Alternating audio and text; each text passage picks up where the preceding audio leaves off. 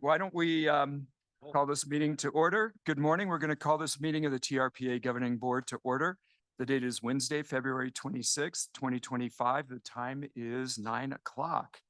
First item on the agenda is a roll call to determine quorum. Ms. Aldine? Here. Mr. DeCara? Here. Mr. Bass? Here. Ms. Conrad Seda? Here. Ms. Faustinos? Ms. Gustafson? Here.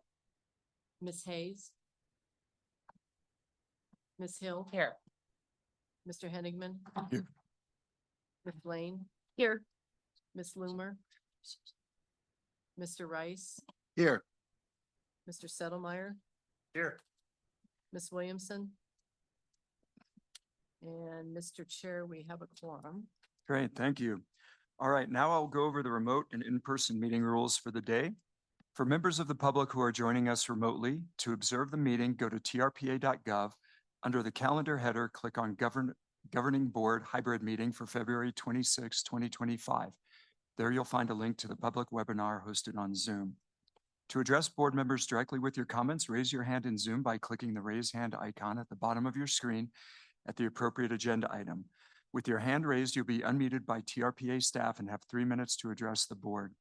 If you've used the dial-in number to join us by telephone, you can dial *9 to raise your hand and be unmuted.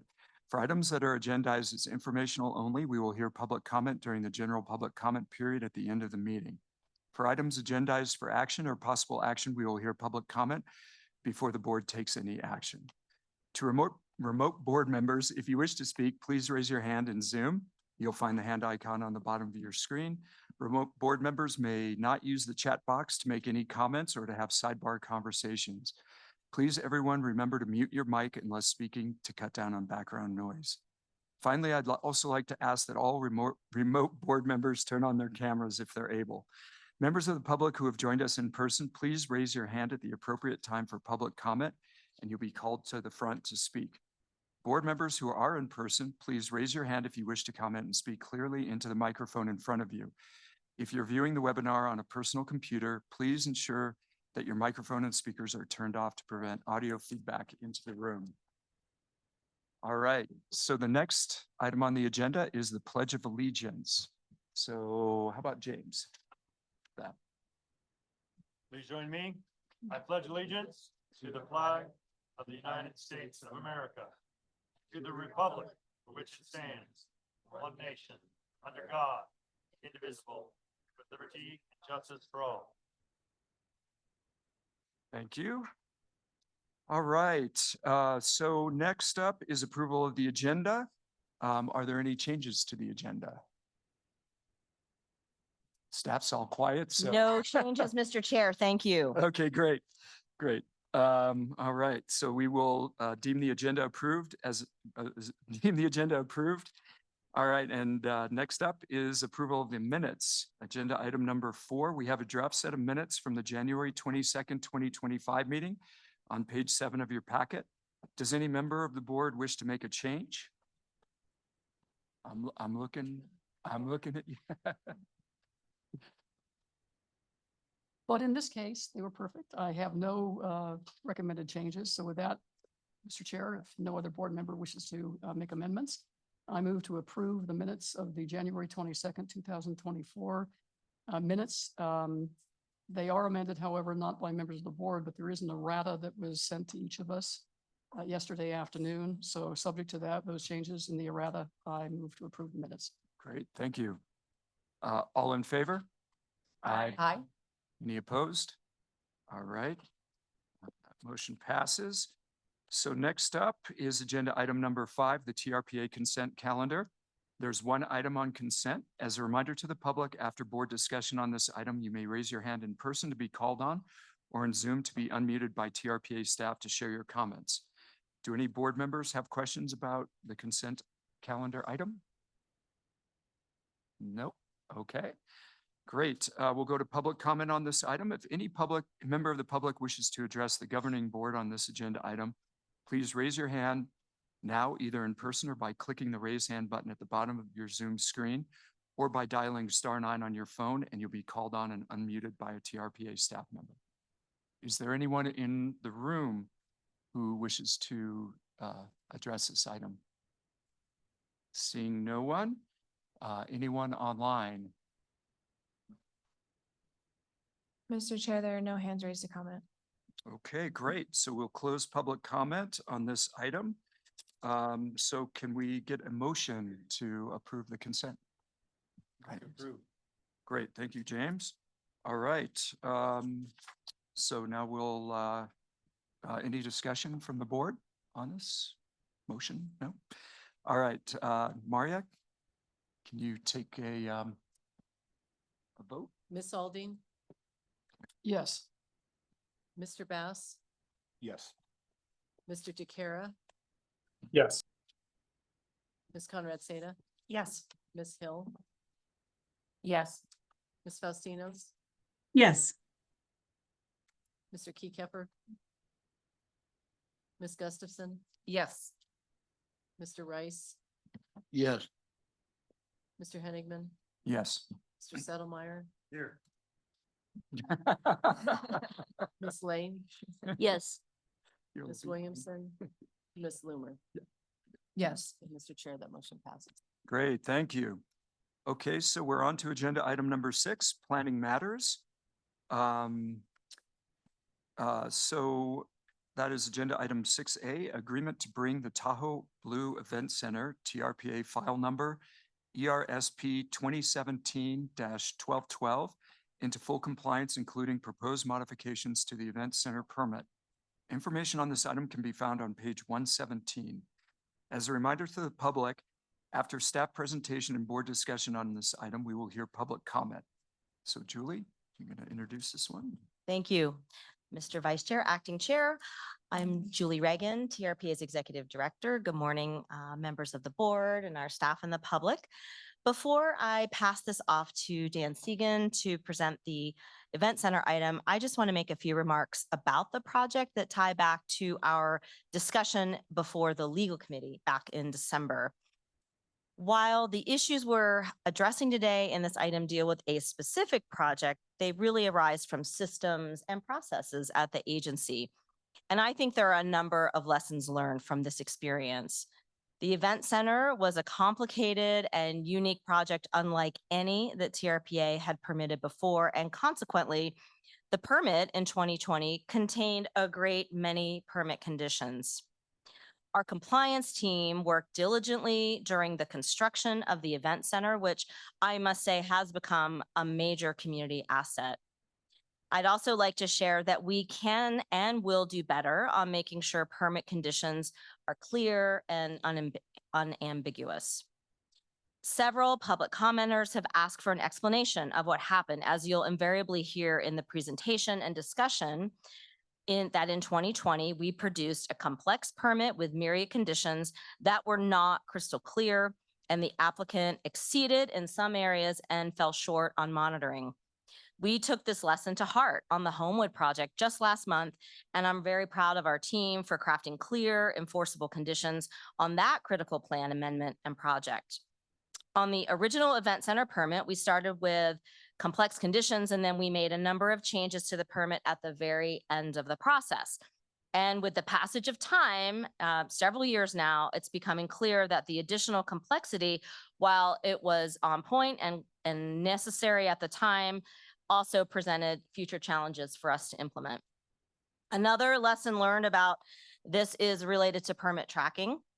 Agency staff are skilled at tracking the construction-related aspects of permits because we've been doing this for decades and decades. If you've built anything in the region, you've probably seen our inspectors as they visit construction sites to ensure that they comply with permit conditions. Our inspectors visited the event center site 14 times during the construction, and that doesn't include pre-construction grading and other site visits. What we can improve upon, though, is tracking ongoing conditions of permits. That's why I've directed our staff to develop a more robust process for tracking permit conditions for large projects, and we'll be bringing that back in a workshop. Another lesson learned as part of the event center project is about communications with you and with the community on permit compliance overall. So as I mentioned, we're bringing an item back and we plan to brief the legal committee in April and discuss overall enforcement, not just on construction projects, but in other aspects of our agency with an eye toward system improvements that will roll into our board retreat discussion and work plan in June. With that, I want to thank all who worked toward the agreement and proposed modifications that are under consideration for you today. Through hours and hours of research, conversation, and negotiation, we've arrived at an agreement that honors the core permit condition of no net VMT. And now I would like to turn this over to Dan Segan, our Chief Science and Policy Officer, for the presentation. Thank you, Julie. Thank you, Mr. Vice Chair, members of the board, Dan Segan, TRPA staff. And it's my pleasure to present to you today, as the item suggests, on a settlement agreement to bring the event center into full compliance. First slide, please. Before I do that, I think I'll give a little background on the project. Most of you are probably quite familiar with it. That's a picture of it on your screen right now. This board approved TDVA's request for an event center project in April of 2020, in March of 2020, right as COVID was about to disrupt all of our lives. Construction began shortly thereafter, and the event center was completed in 2023 and hosted its first event in September 2023. The project as built is slightly smaller than this board approved. It approved 6,000 seat event center. The event center at full capacity can host just over 5,000 people. Next slide, please. One of the really unique things about this project, and one of the conditions that was core to building stakeholder support for this project, is that the event center project is a VMT and trip neutral project, meaning that it will not cause any increase in traffic within our region. And lots of people, when you say that to them, think you're trying to pull the wool over their eyes. And I want to acknowledge how strange that sounds and explain why it is. So we are not saying that events do not create additional trips or traffic. They clearly do. As any of us drive to the event center, that creates trips.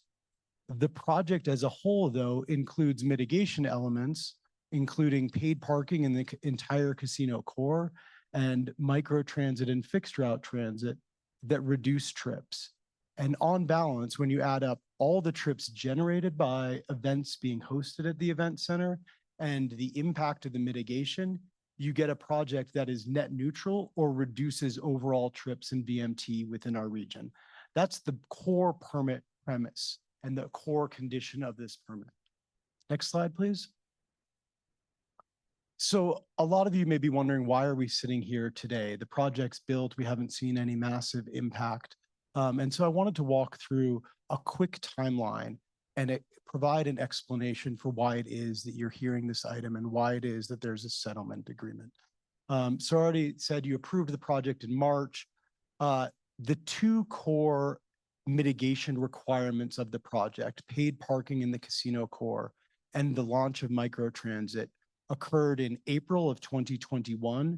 TDVA submitted an agreement that included all 4 major casino properties within the core that agreed to have year-round paid parking.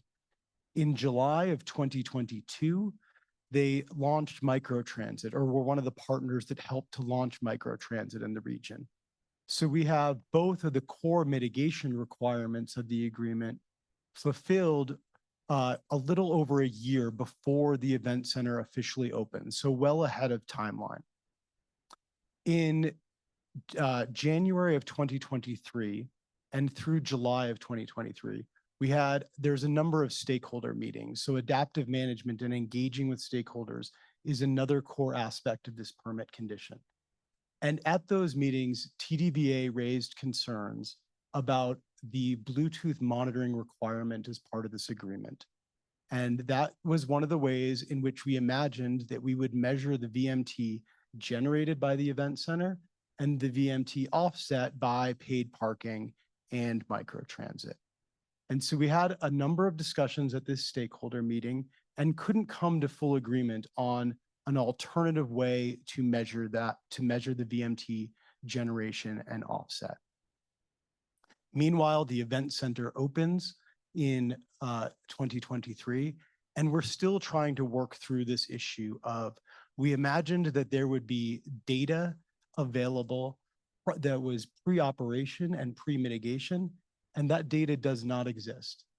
And we engaged a number of experts. We went through a whole suite of machinations of how can we recreate this past that we don't know for real. And we brought all of that in December to the legal committee. And next slide, please. We provided them with a lengthy summary, more than the 2 minutes that I just gave you there. So if you have additional questions on that, please feel free to chime in, or any members of the legal committee can feel free to jump in there. But we summarized where we stood with this permit and the discussions to date. And to paraphrase Member Kiekhofer of the legal committee, he basically said, can you just go away with the partners and make it work? There are no bounds to what we want. We want the permit integrity maintained, and we want it to work for everyone. So come back to us with 2 months with an agreement that accomplishes all of that. Next slide, please. So I want to walk through that settlement agreement. But before I talk about what the settlement agreement changes, I want to talk about what it doesn't change, because I think what it doesn't change is in fact more important than what it does change. So the settlement agreement maintains the core permit condition of no net trips and no net VMT. That was a core aspect of these discussions and negotiations. And at no time did TDVA request that we lift that condition. They are highly supportive of it and proud of the project as it was. It also maintains the core commitment to adaptive management towards that. The initial permit acknowledged that we don't know everything about trip generation. We cannot predict the future. We do not know how travel patterns and behaviors will change. And we need to continue to gather information and reassess everything that we've done in order to continue to manage towards this core permit condition of no net VMT and trips. Next slide, please.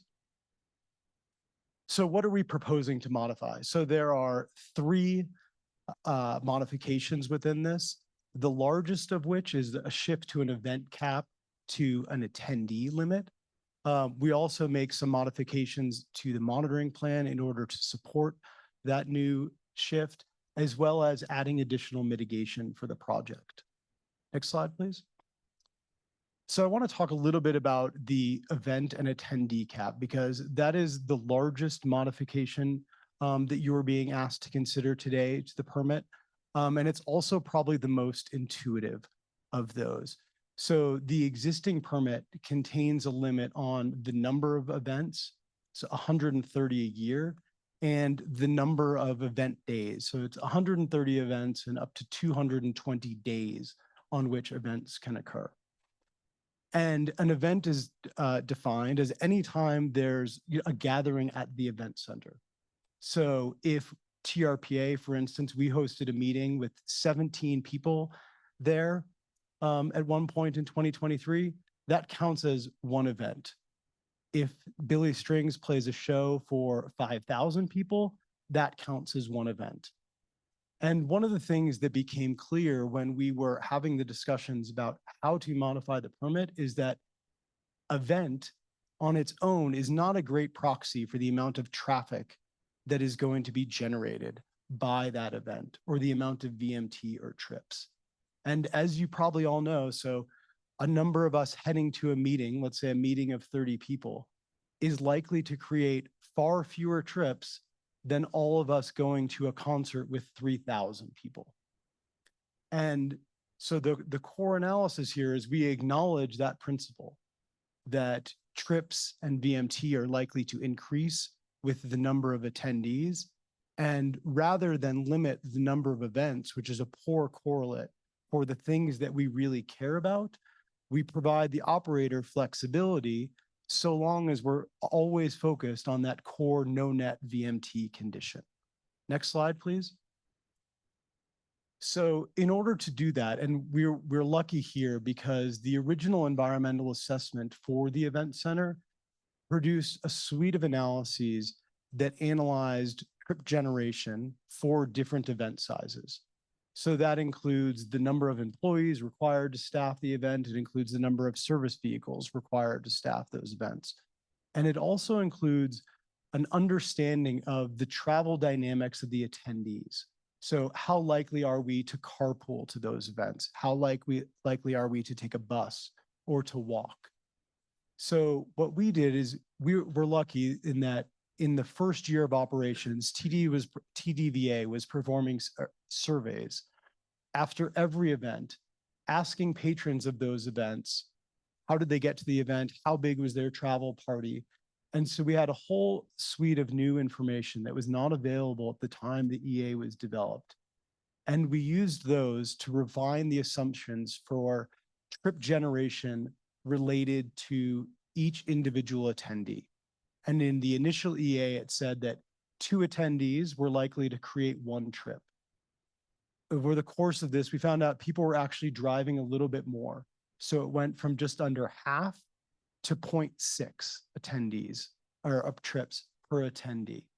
So 2 people are now creating 1.2 trips.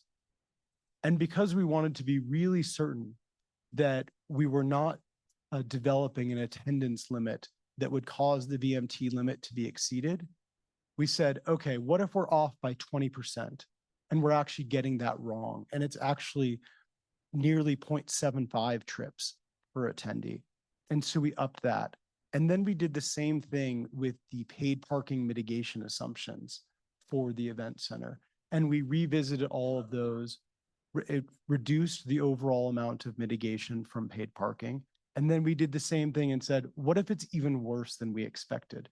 Because we want to be absolutely certain that our initial attendee limit is one that will generate no net VMT.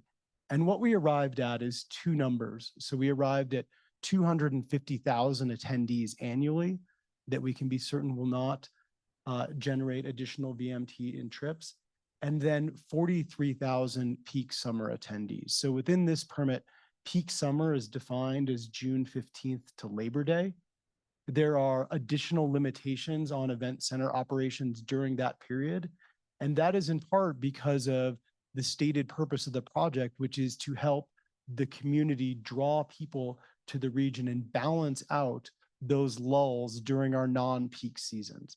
So we're not trying to increase our overall peak volumes, and we're trying to mellow out some of those lulls to support the businesses and community within the region.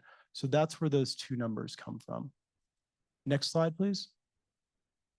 So we also adapted. Yes, you're ready.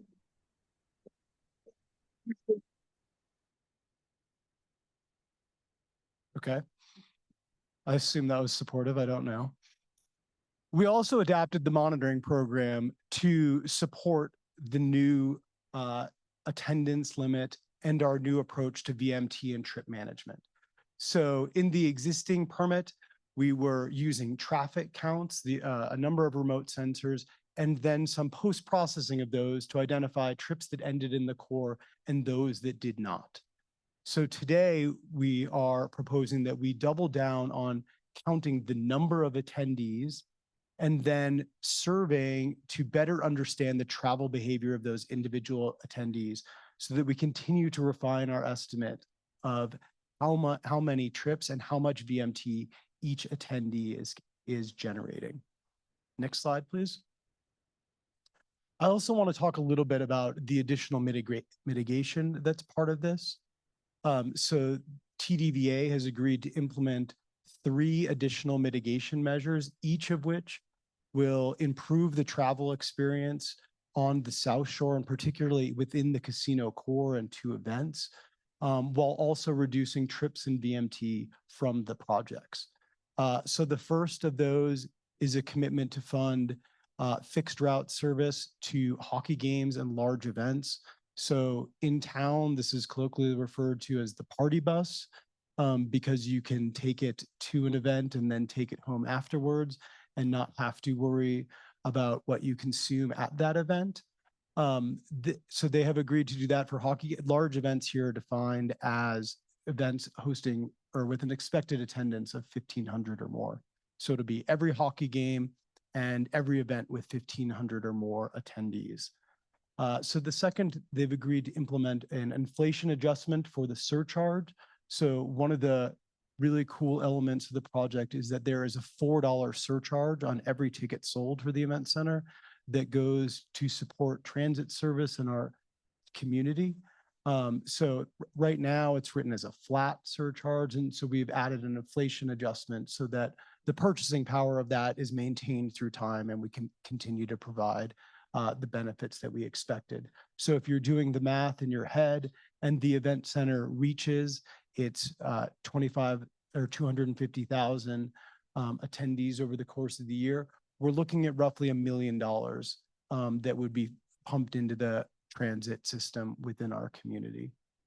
And then third and final is the agreement to facilitate construction of a sidewalk on the mountainside of Highway 50 between Lake Parkway and Kingsbury right here. So if you've walked that stretch before, you know it's a little bit treacherous. I think there's a sidewalk on part of it that sort of crumbles and turns into dust and gravel towards the end.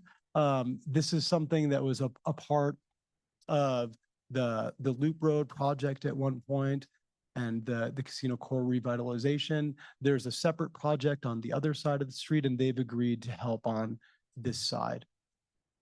Next slide, please. So with that, I will turn it over to you for any questions. Great, thank you, Dan. Any board members have any questions or comments? Shelley? Thank you, Dan. That was very concise. Just a quick question. Under the settlement agreement with respect to the sidewalk and crossing improvements, it states that the TDVA will facilitate construction. What exactly does facilitation mean?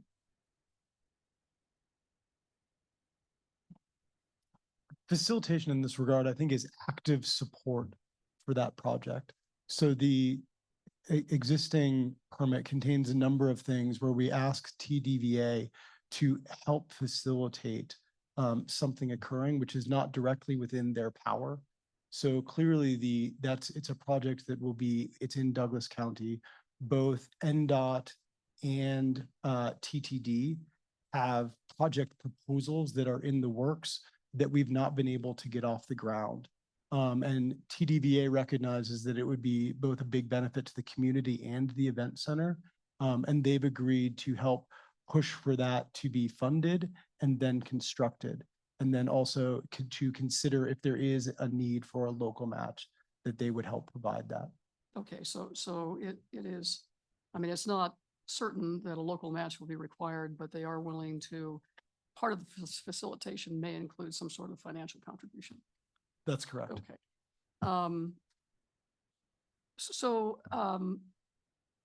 What about, well, like the local events? There was a lot of discussion, obviously, about local events and whether or not attendees of those local events should count against the attendance cap.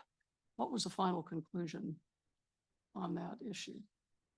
So the final conclusion, so the request, and including a request from the Nevada legislature, Right. was to consider or not counting local attendees or local events from that event cap.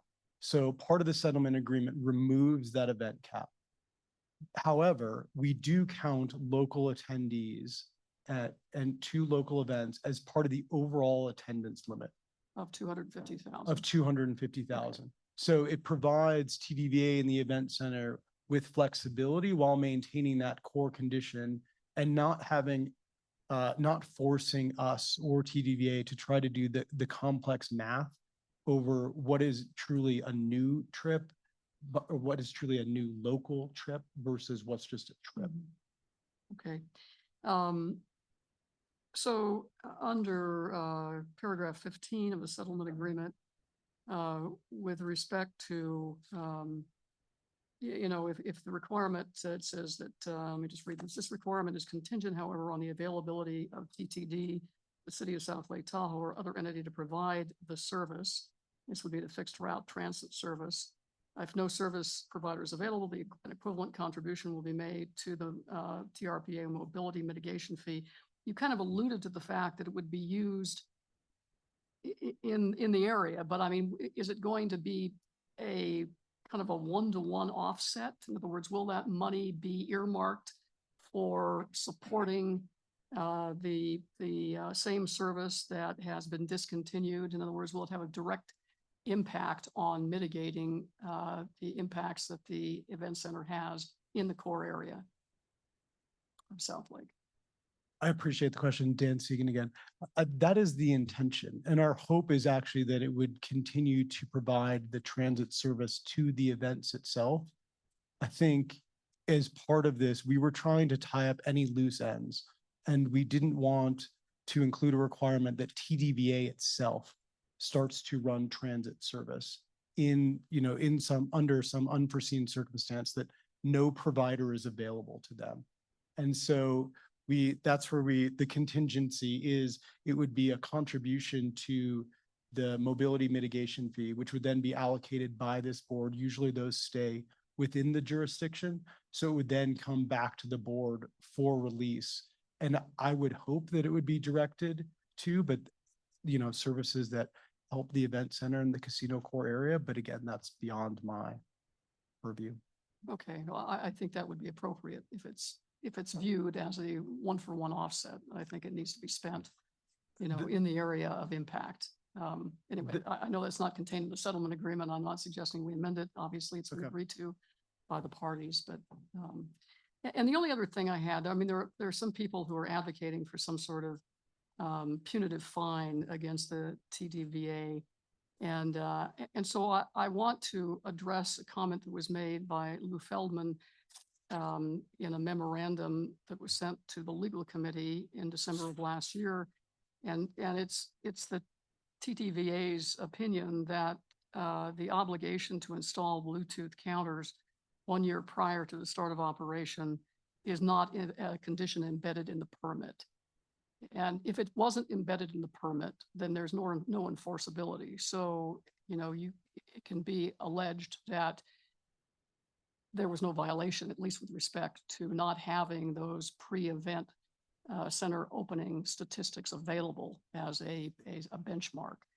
In which case, I don't think a fine or some sort of punitive action by this agency is required. So I don't know if you have an answer for that.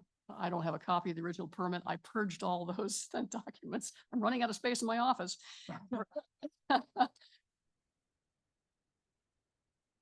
So Director Reagan alluded to it in her opening. The permit is not as clear as we would have liked as to the date at which the Bluetooth monitors were supposed to be installed.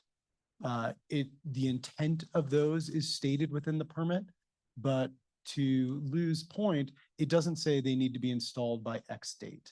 And I think that is something that we have worked hard to address. And that is part of the confusion here.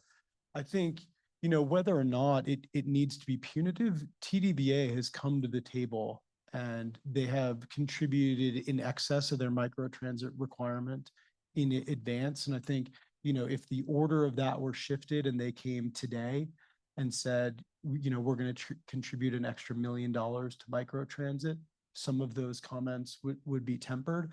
I think they've also, they have actively worked with us to maintain this condition, and adding additional mitigation is, in my mind, what we would have wanted anyway.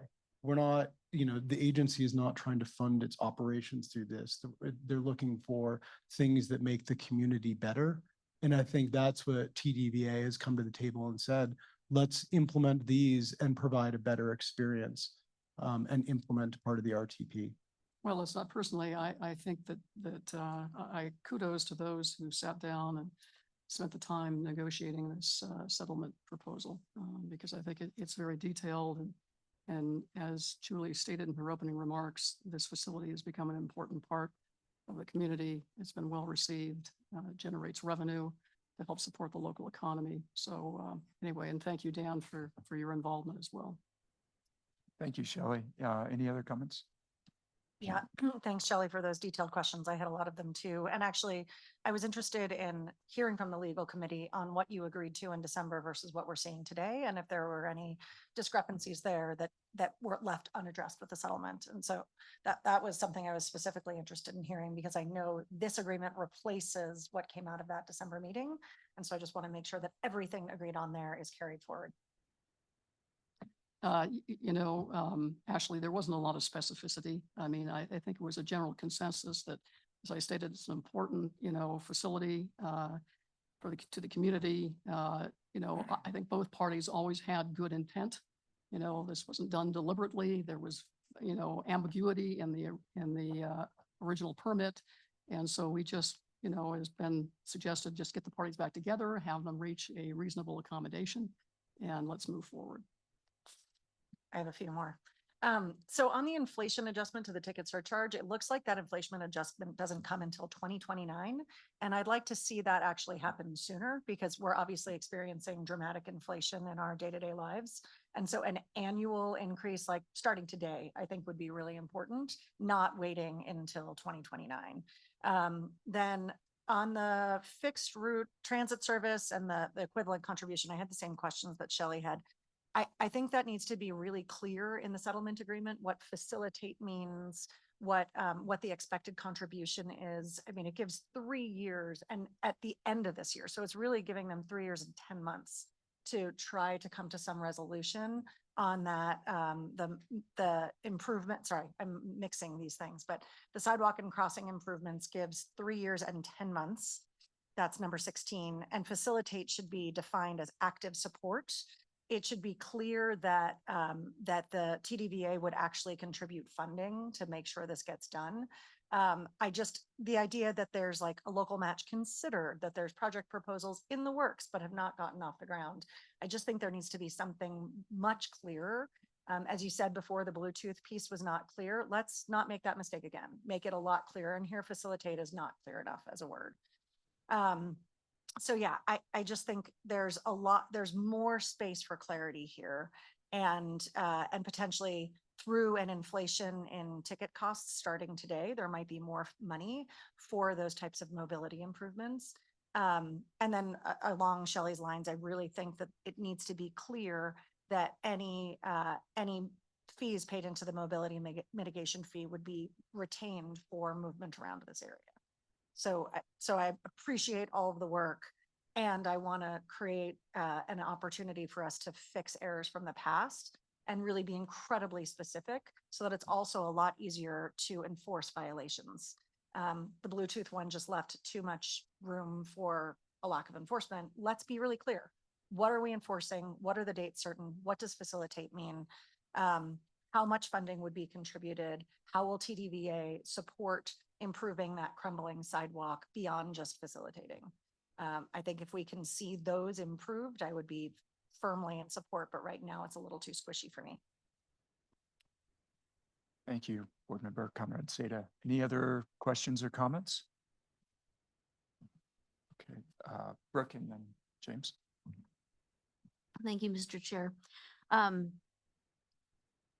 As a local person, I find the event center to be such an incredible improvement in this particular corridor.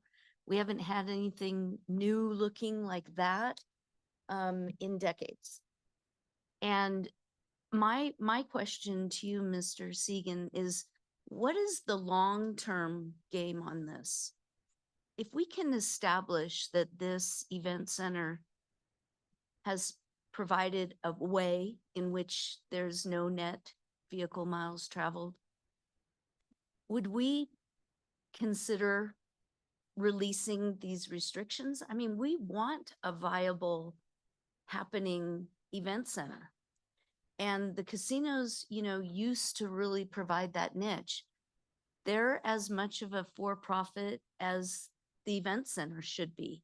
And yet, they're making a ton of money because we required them to do the paid parking.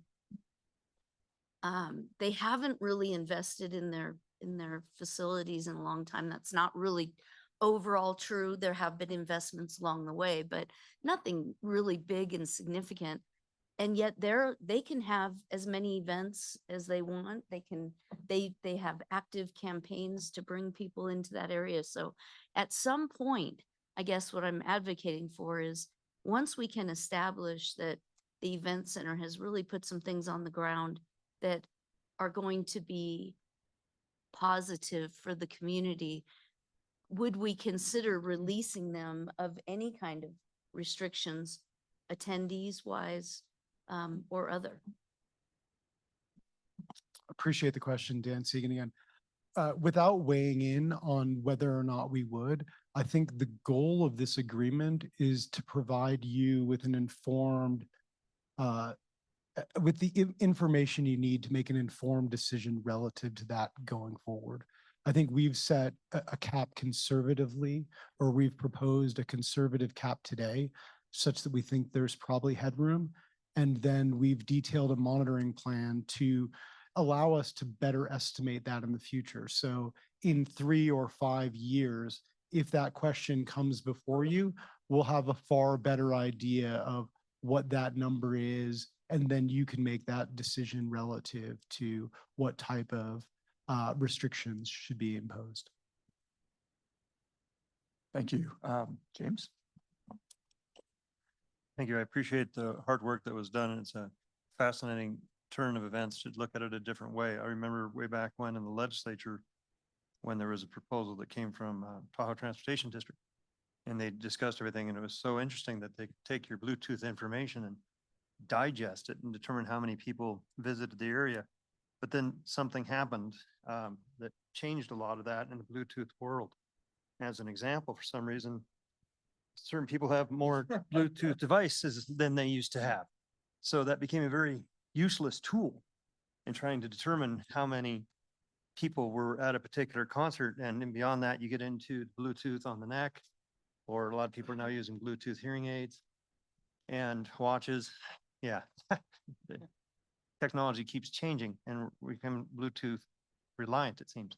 So I find this concept a lot better than the one that was developed. And then after it was developed, we developed more Bluetooth. And so I find that solution a lot better. So I'm very looking forward to that. I understand also the concept of trying to keep an overall top cap, because the industries that were there were told that there would be a limitation, so they didn't have to worry about it competing with them. I think they now realize it's a humongous asset, but we may need to take baby steps on that just to make sure they don't say that we violated something due to the fact that we grew too quickly. I understand the aspect of looking at an inflationary increase. I'd be hesitant to do that right now. I'll be honest, I got a lot of former constituents of mine that are not doing as well because of the very simple fact that inflation is up. And that money doesn't come free, it comes out of somebody's pocket. And I think they need time to adjust. So I'm more supportive. If you want to find a compromise somewhere in the middle, I can understand that. That 2029 may be too far, but I think today is too quick. Those are just my thoughts. Thank you, Mr. Chair. Thank you. Alex? Yeah, I just was hoping you could talk us. I was going through a lot of the public comments and was hoping either Julie or Dan, you could talk us through how in our like decision-making process and, you know, for the purposes of like TRPA and the board, profits for local businesses come into our calculations. Like I think a lot of folks were weighing in on that and how this has improved local economy and, you know, made more money for businesses and all that. So yeah, how does that calculate into our decision-making, or should it? Like where does that weigh in the calculation? Thank you, Member Loomer, for the question. Julie Reagan, TRPA Director, and Dan can certainly jump in on that. You know, we're going off the permit, you know, and you're touching on the inherent conversation that we hear all the time. You know, Tahoe is not a national park. We have this compact that allows for orderly growth and development consistent with our environmental thresholds and the regional plan, consistent with the compact, which is our North Star. That is a beautiful vision. When it comes down to projects like this is when it gets confusing. So, I mean, we typically, you know, lean in on the enforcement of our permits. Are we advancing thresholds? Are we consistent with our mission? But our mission was never, to have a building moratorium. So the compact recognizes that inherent tension.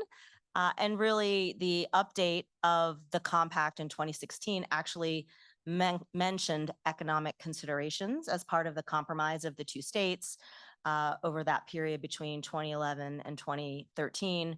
And then Congress consented to that in 2016.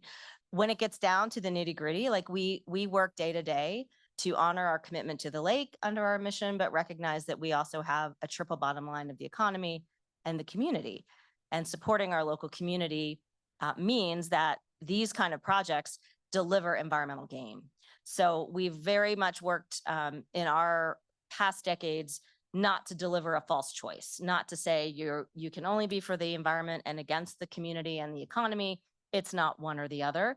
We have to harmonize, but we're leaning in this particular situation of making this permit enforceable, which we believe, you will ultimately decide, but we believe it's consistent with our mission. But Dan, if there's anything you want to add, please do.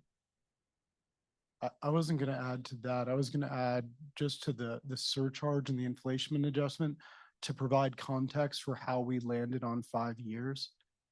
So in part that it is an acknowledgement that the surcharge is likely a drag on attendance. So it's an additional charge per attendee that's passed on to ticketed customers. In the first year of operations, the event center hosted 82,000 people. So they're at just under a third of the capacity that they would be allowed under the revised permit.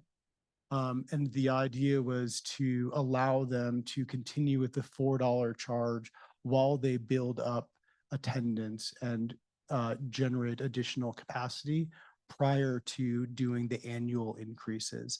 And so the 5 year was a balance between those factors rather than just a random number.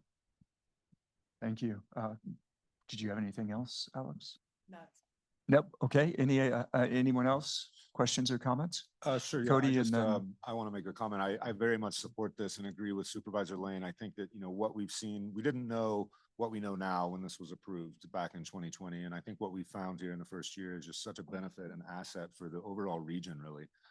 We're seeing things, the hockey team is bringing out families and kids and things that we would not see in the showrooms of the casinos that exist. And, the Harlem Globetrotters came through, and you're just seeing such a major benefit and asset to the overall community, to the economy, without a doubt. And I think that, we have to, as a governing board, look at things that when we are more informed and we know it's okay to go back and change a permit and fix things that we know we can make better. And I think that's what we're doing here today. And I think that we'll continue to see, one of the things that like a cap of events has done is put the operators of the event center in a position that we may be having to deny things that are really big benefits, such as midweek conferences that are 500 people that are taking 3 days of that total event cap that we would have maybe not, been able to plan for that. Those events need to be planned a year to a year and a half out. And so this change is going to allow for those operators to schedule things that are really great benefits. Seeing, the national park directors come up for 3 days, that's 500 people, is such a great thing. Most of those are coming on the Amador stage lines from the Reno airport. And that's a really huge benefit for not only the economy, but really a shift in our tourism of things that we didn't have, that were not happening here before the event center. So I just think that today is a great step forward for the whole region. And again, as Ms. Reagan said, this is something that we've really never had in front of the TRPA. We have to realize that we've got to be fluid and change to make it work better in everything that we do. So again, very much in support of this. I think that the event center, again, has just shown so many positive benefits and will continue to do that as we move forward. So yeah, great work on everybody that put this together. thank you. Leslie. Thank you. When I first got on the TRPA, I had some adjustments that I had to make. I used to refer to them as the royal pain in the whatever. And I thought, my preconceived, I, most, ideas were that, you were here to stop everything that's positive. How in the hell can I put something in the way to impede this from happening? Fortunately, I've discovered that it's not really the case. When the event center first came to this board, some of the restrictions that were put on it, I thought were totally onerous. I mean, how on earth do they expect us to do that?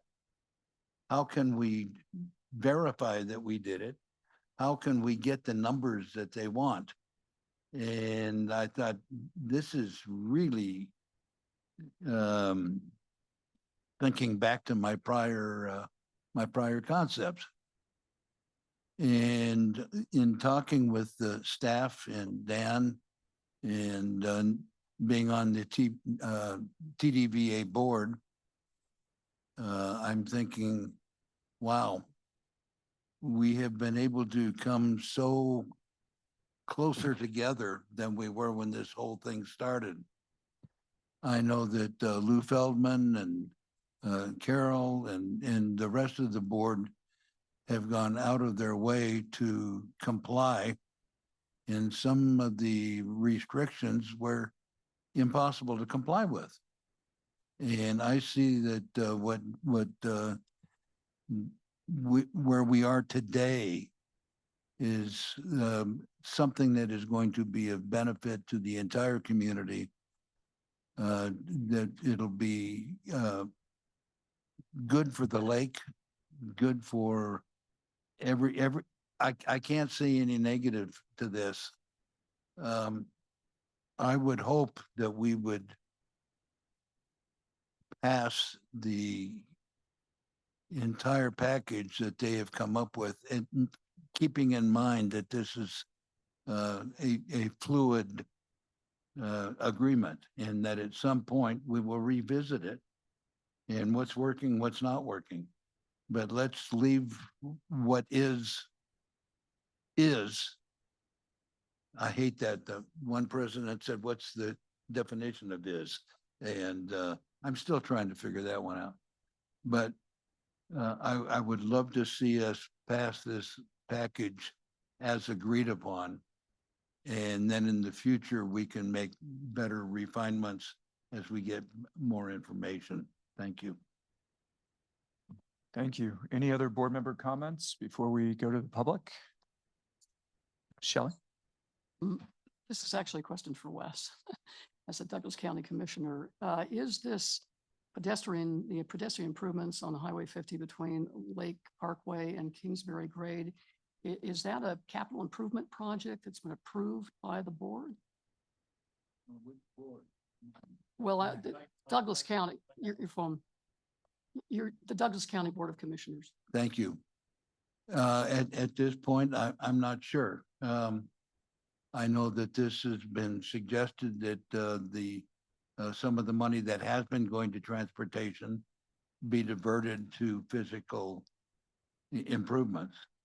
And I think that can be better addressed by Mr. Feldman, who is here. And because he was part of the negotiations. Unfortunately, I have not been part of the negotiations, but I get what came out of them. And some things I still am not really clear on.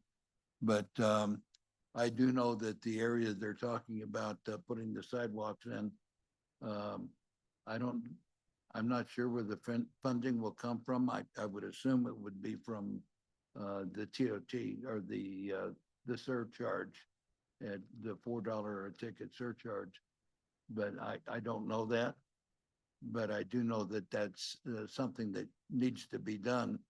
However, that whole area is under the jurisdiction, I believe, of NDOT and not Douglas County and not the event center. So I'm sure Mr. Feldman could fill us in better on that. And just one question I know James wants to make. I don't want to monopolize the conversation. He wants to make a remark. Just with respect to the paid parking, the casinos have agreed to implement paid parking as a mitigation measure.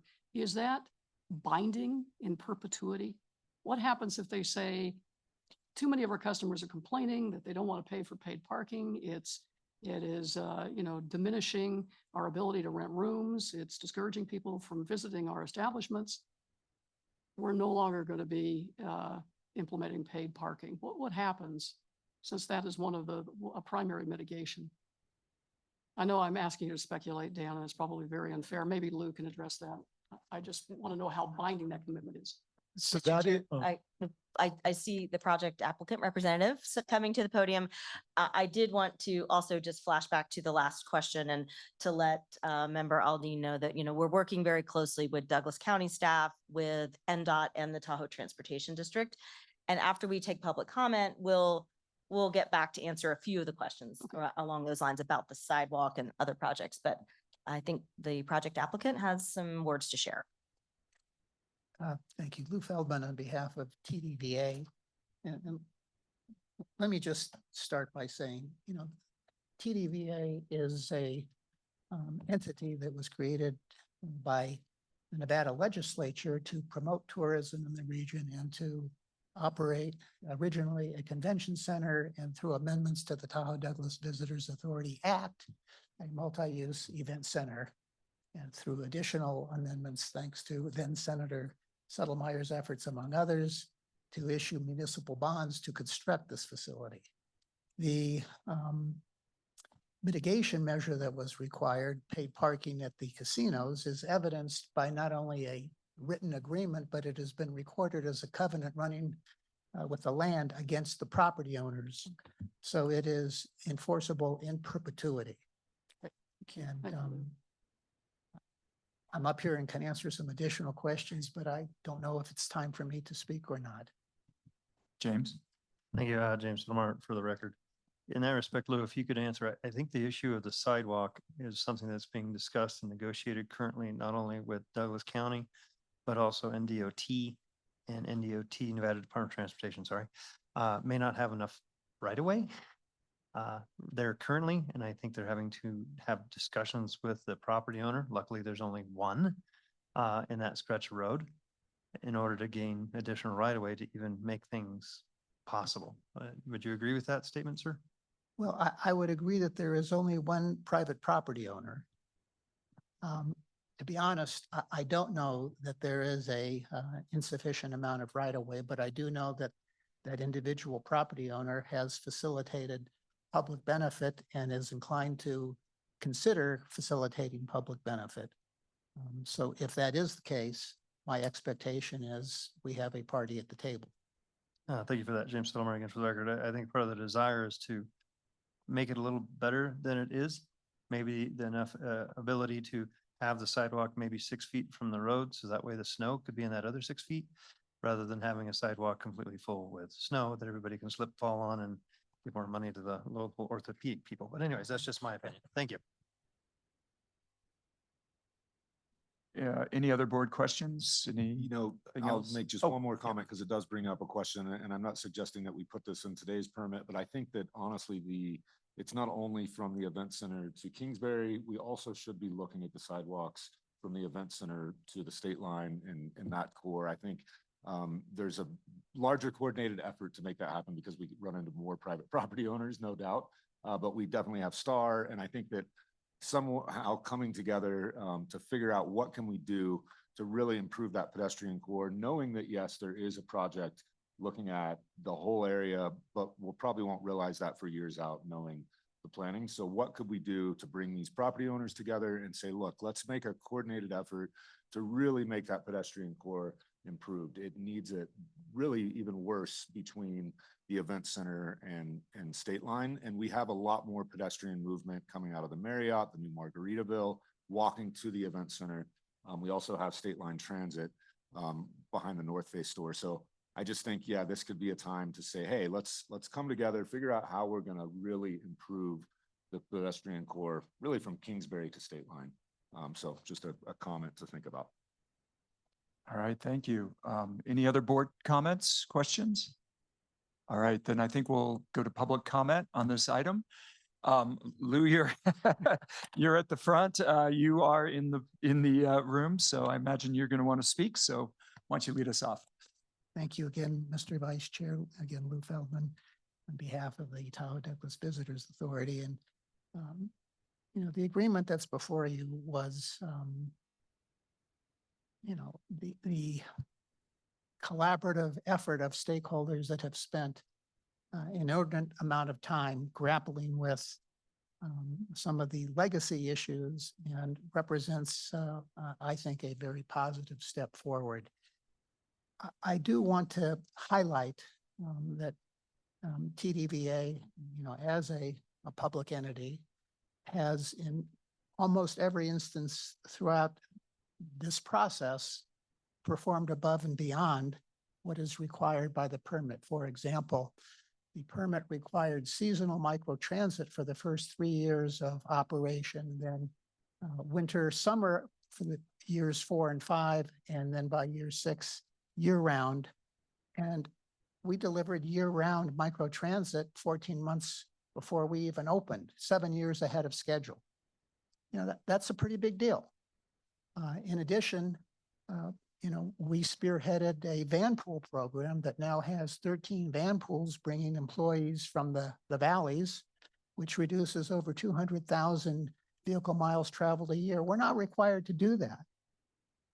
We partnered with the TTD to start this transit service on hockey nights and other events. We weren't required to do this. So it's important, I think, to understand that, this isn't a private party that is, reporting to shareholders in terms of the bottom line. This is a public entity that's trying to do the right thing for the community and has absolutely excelled.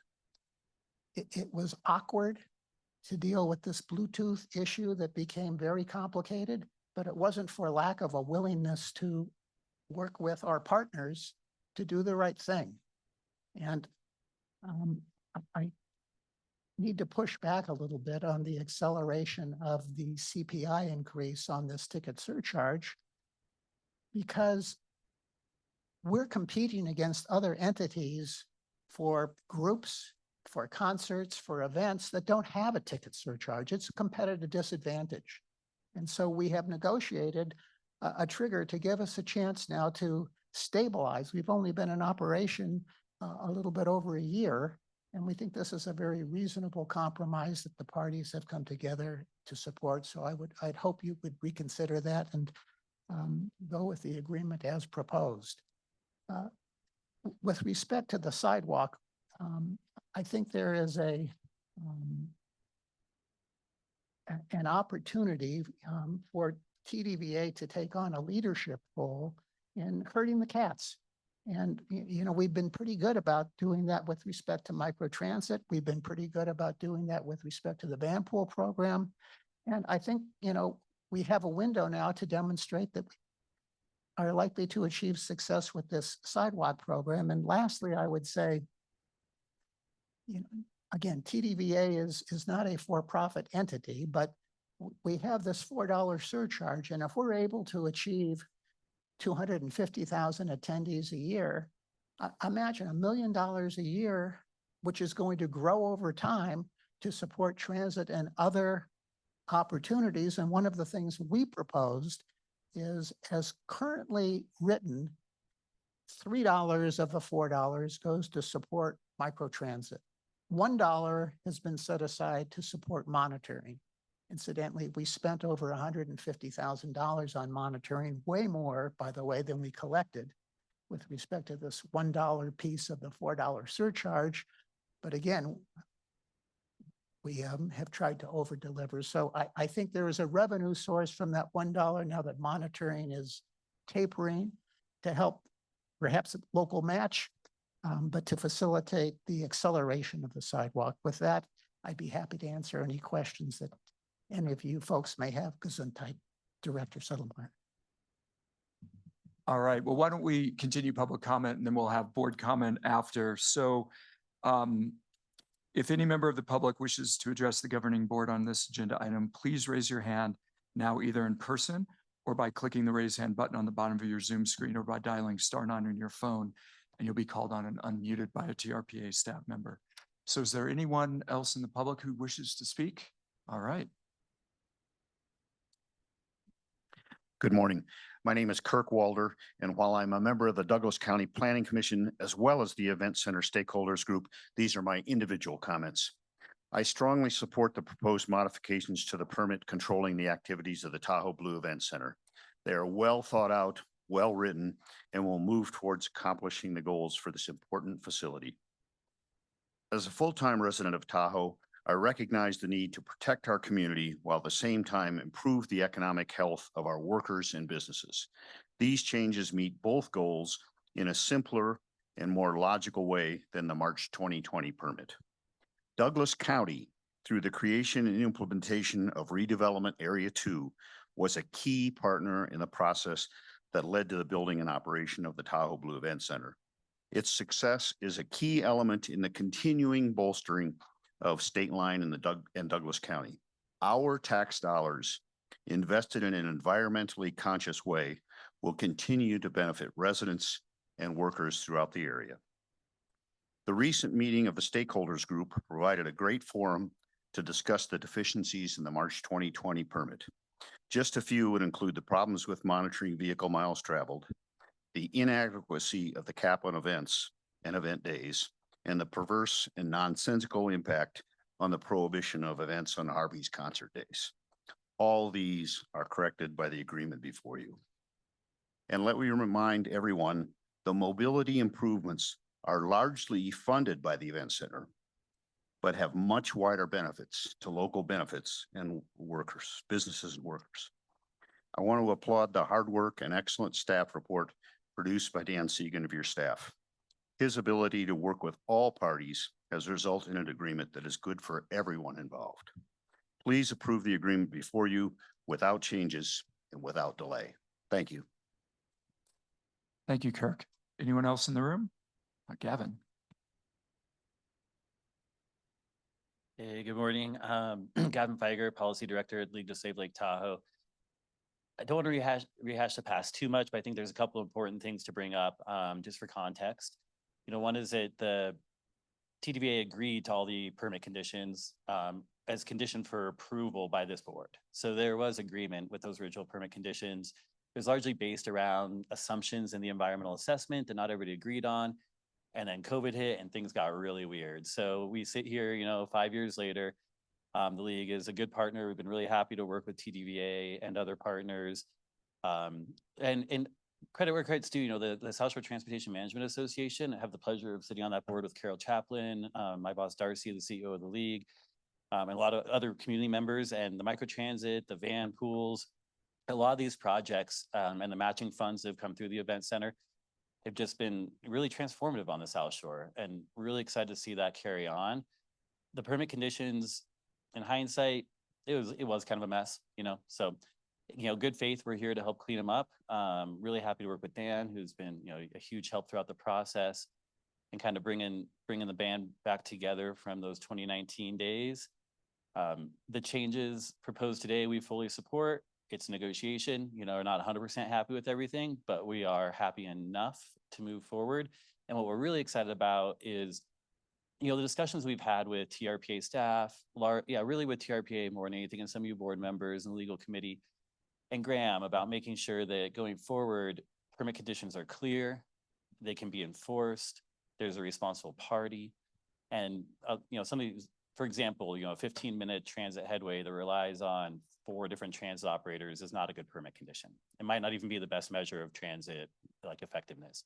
So trading that in a way through the settlement agreement, while also acknowledging that there were, some failures in permit compliance, kind of putting that all together to, say, let's get rid of the things that aren't working and double down on the things that are, and then add some new mitigation. That's the overall package that's proposed here, and we fully support it. So what we don't support is changing it again very soon. So that's one thing that we I don't have a big appetite for digging back into this. The 250,000 people is there was a range that we thought all the parties thought could still make the project VMT neutral, which is incredibly important because that was the premise and continues to be the premise of this project, and that has to be maintained in perpetuity. That was the main condition of approval by this board. So yeah, let's not make any changes for a few years here and let them thrive and all enjoy hockey and take the bus there. Thank you. Thank you, Gavin. All right. Good morning, Chair and members of the governing board, staff, ladies and gentlemen of the public. My name is Steve DeShare, and I'm here this morning on behalf of Tahoe Chamber. I am the physical manifestation of the letter you received from us in your packet. So we are engaged with the event center and all the activities and all of the things that have been catalyzed by the original permit that this agency granted. One of those being a Lake Link microtransit. This has brought the community together in a way that maybe it's not quite as exciting as hockey, but certainly important because it brought the public and the private sector communities together to say, we can do something. We can make a positive change in this community. And there's a number of partners, private sector and public, particularly want to talk about Douglas County, but certainly the city of South Lake Tahoe has been a tremendous partner in expanding the Lake Link service area. So again, this is part of our daily lives, the event center. We are on the stakeholder committee as the chamber. We are also on the board of the South Shore Transportation Management Association. And this is, if you haven't been to an activity or event at the event center, I encourage you to do so to see what excitement this has generated in the community. It's certainly a benefit for business, but it's also a benefit for the environment. So we today encourage you, as we said in our letter, to approve the package that's been negotiated, a lot of hours, a lot of work on the part of your staff and all the stakeholders to approve it as written today. Thank you very much. Thank you, Steve. Anyone else in the room? All right, seeing no one, we'll go to online comments. Catherine? Thank you, Mr. Chair. There are 4 hands raised so far online. The first hand up is Ellie. I believe it's Ellie Waller, but please unmute and state your full name and make your comment. Hi, can you hear me? Ellie Waller? Yes, we can hear you. Thank you. I really don't want to be on today. I'm just going to get to the point. You got all my comments. I think there were some suggestions there that could have come forward. I just want to state that Mr. Walder was an event center stakeholder. Thank you for your service for doing that. You were not, I don't need to get into Douglas County issues. Bluetooth may not be permit specific, but adaptive management was. And why wasn't this handled in a timely manner? Specificity mentioned is essential. I believe you should not approve today that the settlement agreement needs some more work. I am not confident that all the other permit conditions that have not been brought to the table have been met and need an annual report to understand what the permit actually has to be done. Microtransit, one of my big buzzes at Douglas County. Douglas County and 22 or 21 others, yes, did this before 14 months before. That's irrelevant. You have less than half contributors today. Douglas County has been propping it up. We're not sure how much funding is coming in 2024. If you want Douglas County to take those funds and help with the sidewalk area, we have budget meetings coming. I'm a member of that public, and I will be there to make sure they understand we have limited budget, pick and choose. Douglas County should not bear these costs. It should be the heavy lifting of the event center because the design did not accommodate the proper drop-off areas, etc. I don't know if a transit drop-off center can be put in today. Somebody asked the question about what is some of the future issues. In my homework in 2019, AB 98, Mr. Feldman said, we would love to host an Olympics. We can't even get through a Olympic events, ice center and hockey. We can't even get through an event center permit without having this messiness. I don't know how we're going to handle the compact. And even if we do bid in Olympics, I'm hoping that TRPA is in the loop and everybody else that's sitting at that table's agencies, because this is going to be a big one. I'm getting close to my end. You let Mr. Feldman talk. I will be finished in just a few more seconds.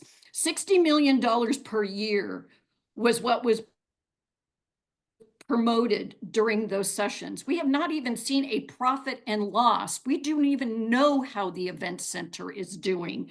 Again, I'm not sure why we haven't seen an entire annual reporting of this. Again, my comments were fairly thorough. I appreciate the opportunity to be a member of the public that gets to participate and will continue to. Thank you. Thank you, Ellie. Catherine, next up. Next hand raised is Kathy Astromoff. Kathy, please unmute to make your comment. Good morning, sound check. Yes. Great, thank you. Hi, Kathy Astromoff with Keep Homewood Public. We at KHP were following this matter pretty closely, considering we just came off a TRPA approval of the Homewood project, in which TRPA assured us that they had both, you all have both the willingness and the ability to enforce the permit conditions that we all saw happen on the Homewood project. I also heard today Julie Reagan say that a lot of the learnings from this project have already been applied to the HMR approval, which we appreciate. We heard that you're going to be working on improving tracking of permit conditions over time, and that there'll be a workshop on that. I hope that workshop happens in enough time to affect the monitoring and enforcement program for Homewood, which is, as I understand, being developed as we speak. We at KHP are volunteers, not paid staff. We don't want to be like Gavin 5 years later in front of this board about Homewood because we didn't address some enforceable specifics in the monitoring program. We think the tracking of permit conditions is really important. We think surveys on a very regular basis are promising. We understand the limitations of things like Bluetooth counters and traffic counters. We've been researching those ourselves. The idea that there wasn't a date by which the Bluetooth counters needed to be installed tells us, sort of reinforces our call from the very beginning of the Homewood project, which was that we need enforceable specifics. We think TRPA has gone further down the road on that than the Homewood project. So we're encouraged by that, but we look forward to working with TRPA staff and the governing board on Homewood project in the future, and specifically on the monitoring and enforcement program. Please do it right the next time. Thank you. Thank you, Kathy. Next up. Next hand raised is Doug Flaherty. Doug, please unmute to make your comment. Yeah, Doug Flaherty, TahoeCleanAir.org. I want the same 4 minutes you gave to Mr. Feldman, please. In line with the we accommodate the project applicants and give them a little more time, which is why he got a little extra time. That's not for everyone, but you have 3 minutes and we'll restart the counter. Thanks. Thank you for squashing public comment. In line with the compact, if the TRPA adopts motions 1 and 2 and findings that I listed in my written comments as recommended by TRPA staff, the decisions to adopt the motions and findings will lack substantial evidence to support the decisions provided in light of the whole record, and will be arbitrary and capricious, and therefore will result in an act of prejudicial abuse of discretion. The TRPA and TDVA cannot adopt the proposed motions and findings, since TRPA and TDVA have failed to provide substantial evidence to support the findings of no significant effect as a result of the proposed permit cap of 250,000 event attendees. I wish to point the board to our attachment D, which we ran various calculations and came up with a VMT of 3,241,564 VMT. The staff report and the EA are heavily obsessed with trip generations and do not provide substantial evidence that trip generation considerations alone equate to a net zero VMT. In fact, in order to accurately measure the impact of the proposed annual 250,000 event attendee cap, TRPA and TDVA must create analysis that combines not only the reference to trip generation, but also new data concerning total ticket sales and base and mileage calculations to arrive at total VMT. I call on the TRPA governing board to send these issues back to the stakeholder meeting group to conduct a public meeting that is properly organized and noticed under NRS 241, the Nevada Open Meeting Law. The January 14th, 2025 stakeholder meeting was in violation of the Nevada open meeting law agenda and the public noticing requirements, and robbed the public of the ability to provide input regarding this highly controversial agenda item, including the settlement. The motion before the legal committee was to bring the project into full compliance with the permit, not to get the permit.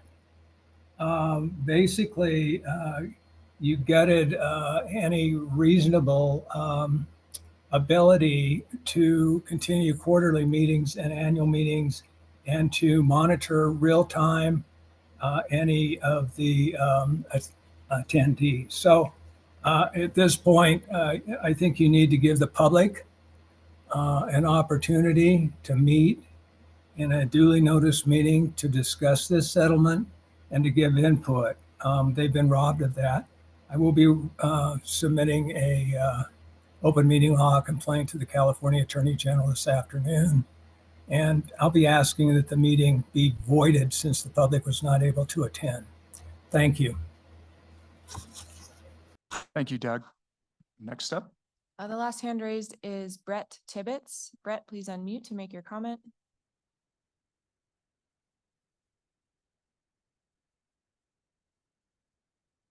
Thank you.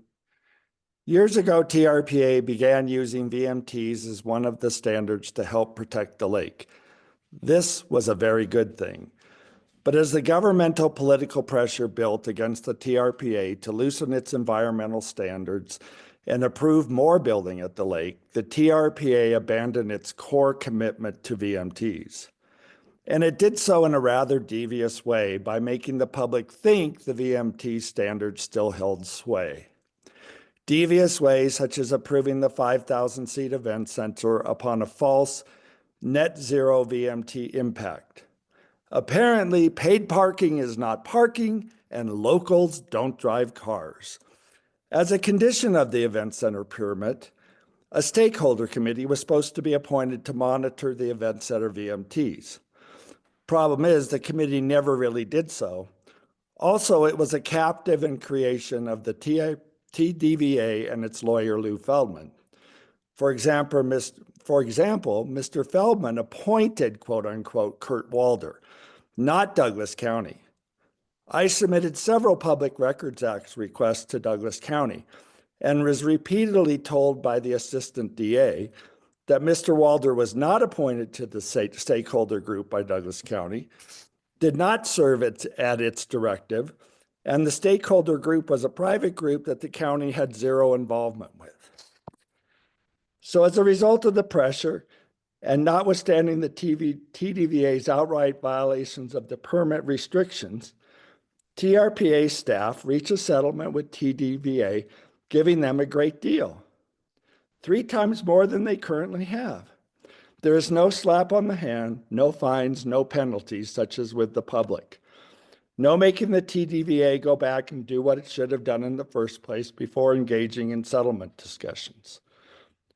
So now we will have this new false playbook of net zero to get big projects approved, such as the current falsehood that a proposed Barton hospital will have 50% less trips than a failing Lakeside Inn. This is the kind of chicanery that gets the public so upset at the TRPA. I, for one, wish the TRPA would return to its roots by pushing back occasionally instead of constantly caving to the political governmental pressure. I think the TRPA would gain more respect from everyone if it did so. Thank you. Thank you, Brett. Anyone else? Mr. Chair, there are no other hands raised to comment. All right, great. We'll close public comment on this item then. I got a suggestion that we take a 5-minute bathroom break and then the board will come back and we'll continue discussion on this before taking a vote, if that works for everyone. Good? Okay, we'll be back in 5 minutes.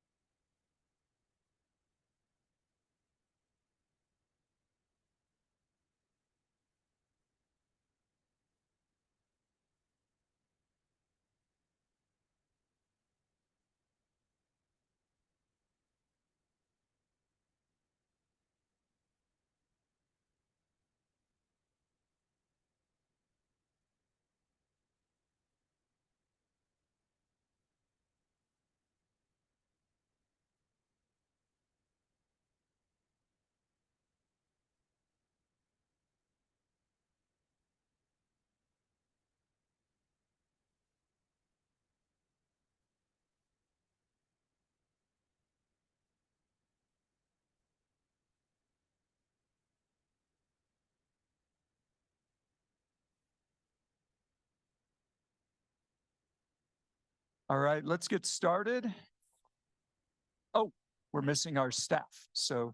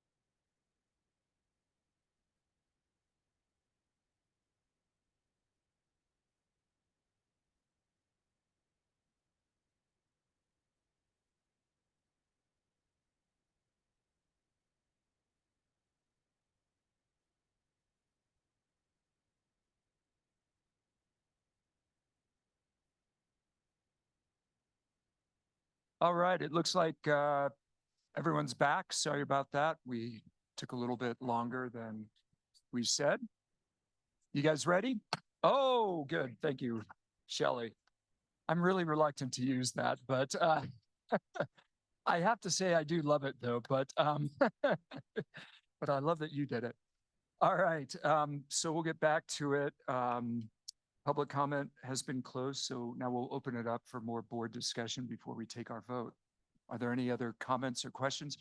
Staff, do you want to respond first to issues that were raised by the public? Yes, thank you, Mr. Chair. Julie Reagan, TRPA's Executive Director. I want to thank the board for really thoughtful questions. We want to clarify a couple of things. And I want to thank the public also for their interest in this. I mean, as we said earlier, this is one of the biggest projects that I think the agency has done in many, many decades. And all these concerns are legitimate. And I want to reassure the board that we have had some pretty spirited discussions with all the parties involved. And what you're seeing is the result of a lot of collaboration, a lot of give and take, and we've tried to be respectful of all those voices. So I wanted to reiterate that, and I wanted to thank the public for expressing, their concerns today. On the issue of the sidewalk, I did want to just share with the group a couple of things. We're actively in discussions with the Tahoe Transportation District and Jim Marino as the acting director, the new acting director of the Tahoe Transportation District, who's very familiar with all of these issues and looking at a way to jumpstart the stalled sidewalk. And Member Bass is correct. It's not just a matter of from here, from our office, it needs to run all the way to the state line. We have a game plan in mind for getting the Highway 50 Main Street Management Plan going, which has also stalled for many years. And this will be the perfect opportunity for us to mobilize NDOT. Director Settlemeyer is correct. I have a meeting with the director of NDOT in the next couple of weeks, Tracy Larkin Thompson, to talk about how it's called the 3R project of 50. They're repaving and rehabbing a lot of stretches of Highway 50 and how we can utilize that to facilitate an advancement of the timeline on the sidewalk. So there's a lot of active work underway, and including with Douglas County executive staff. I have a meeting with them next week to talk about how we can all sit down, get out of maybe the respective silos and get this done. And that's what we are good at in our mission of bringing people together. So I want to give you my commitment to that. And then to be responsive to member Ashley Conrad Sada's questions, Graham wanted to jump in to talk about the specificity in the permit and how we can be responsive to that. So I'll turn it over to our general counsel. Thank you, Graham St. Michel, General Counsel. For the record, I just wanted to address, some of to kind of go further on the sidewalk piece and Ms. Conrad say the comments about facilitate and that specificity.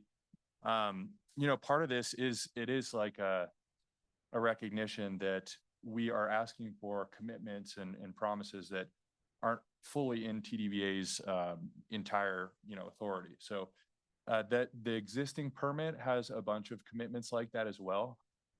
There's Lake Link, the paid parking. So this is kind of a concept that is, maybe not something we always want to do, but for a big event center like this in the casino core with a quasi-public entity, part of the way that we get these sort of environmental gains and these improvements is by, features like this where we can use their relationships and their connections to help leverage some of those improvements.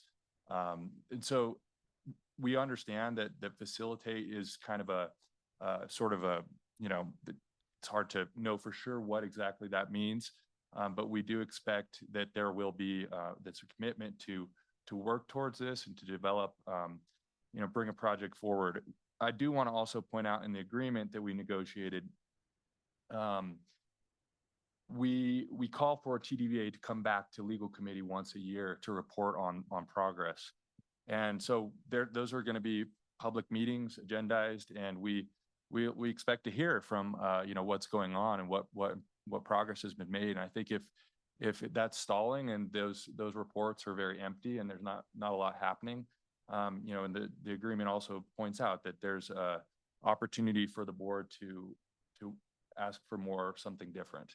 So that's the hope. We put that in there because we understand we didn't want to just have a completely empty promise with no ability to come back and understand what's going on. Great, thank you. All right, any board member comments? Ashley? Yeah, I'll just follow up on that. I mean, I was glad to hear that, hear the public comments today and read through them as well, to help me think about how to vote today. But I just, you hear me say this in every meeting, we need clarity, we need the ability to enforce, and we need it to be a little bit faster, right? Coming back to multiple board meetings when we're trying to resolve language is a very slow process. So the clearer the language we can put into these agreements and these permits, the easier it is to enforce. And the easier it is to move quickly to that enforcement and move on to the next thing. I hear what you're saying, Graham, and I really appreciate it. And I appreciate the response. I appreciate the hard work. I just really, really want to see language that leaves no room for interpretation, or doesn't assume that we have a good actor on the other end, because that actor can change, as we have seen. These agreements change hands, and I don't want to assume that a good actor today means we'll have a good actor tomorrow. So I just really want to emphasize in this agreement and everything else we do, language that leaves no room for, or very limited room for interpretation is the direction I'd like to see us head. Thank you. Any other comments? Okay, does anyone have, Mr. make a Chair. motion? Sure. I'm very excited to put this motion forward. Oh, Mr. Settlemyer? Or One Ms. more. Ms. Gustafson, excuse me. I just wanted to make a couple comments. One is, this truly is a remarkable project in many, many ways, and first of its kind in the basin. And I've joked around about trying to have, similar reinvestment and economic development opportunities on North Shore. Certainly not of the scale, but looking at that. But as we look at VMT, and one of the things I've come to learn as we address VMT is it has to be done on a regional basis and in cooperation with both public and private sector. There is no way project by project to get to no net VMT or even reduced VMT. And talking to many, many transportation experts over the last probably 6 months as we delved into projects outside the basin that were impacted with this concept, I've been assured by everybody that we need to do this on a regional basis. And that is why I've been such a supporter of these regional initiatives. And I want to commend the Blue Event Center and TDVA for stepping forward with an approach that doesn't just rely on the event center, but it relies on everyone coming together to address what we all feel and experience here in the basin with congestion. And so I just wanted to put those comments on the record because I do think it is a model moving forward that we can't do it project by project. We really do need to see these collaborative efforts. So thank you. Thank you, Cindy. So Cody? Sure. With that, I will go ahead and put a motion to approve the required findings, including a finding of no significant effect for approval of the proposed settlement agreement as provided in attachment B. Thank you. Maria? You want to take a roll call? Ms. vote? Alding, Yes. Mr. Bass, Yes. Mr. DeCara, Yes. Ms. Conrad Seda, Yes. Ms. Hill, Yes. Ms. Faustinos, Yes. Mr. Keycapper, Ms. Gustafson, Yes. Mr. Rice, Yes. Mr. Hennigan, Yes. Mr. Settlemyer, Ms. Lane, Yes. Ms. Loomer, Yes. Ms. Williamson. Yes. Mr. Chair, the motion passes. Thank you. Do I have a second And motion? with that, I will put forward another motion, a motion to approve the settlement agreement as provided in attachment A. Great. Mr. Amara? Chairman, comment Oh. on the question? Great. All right, Shelley?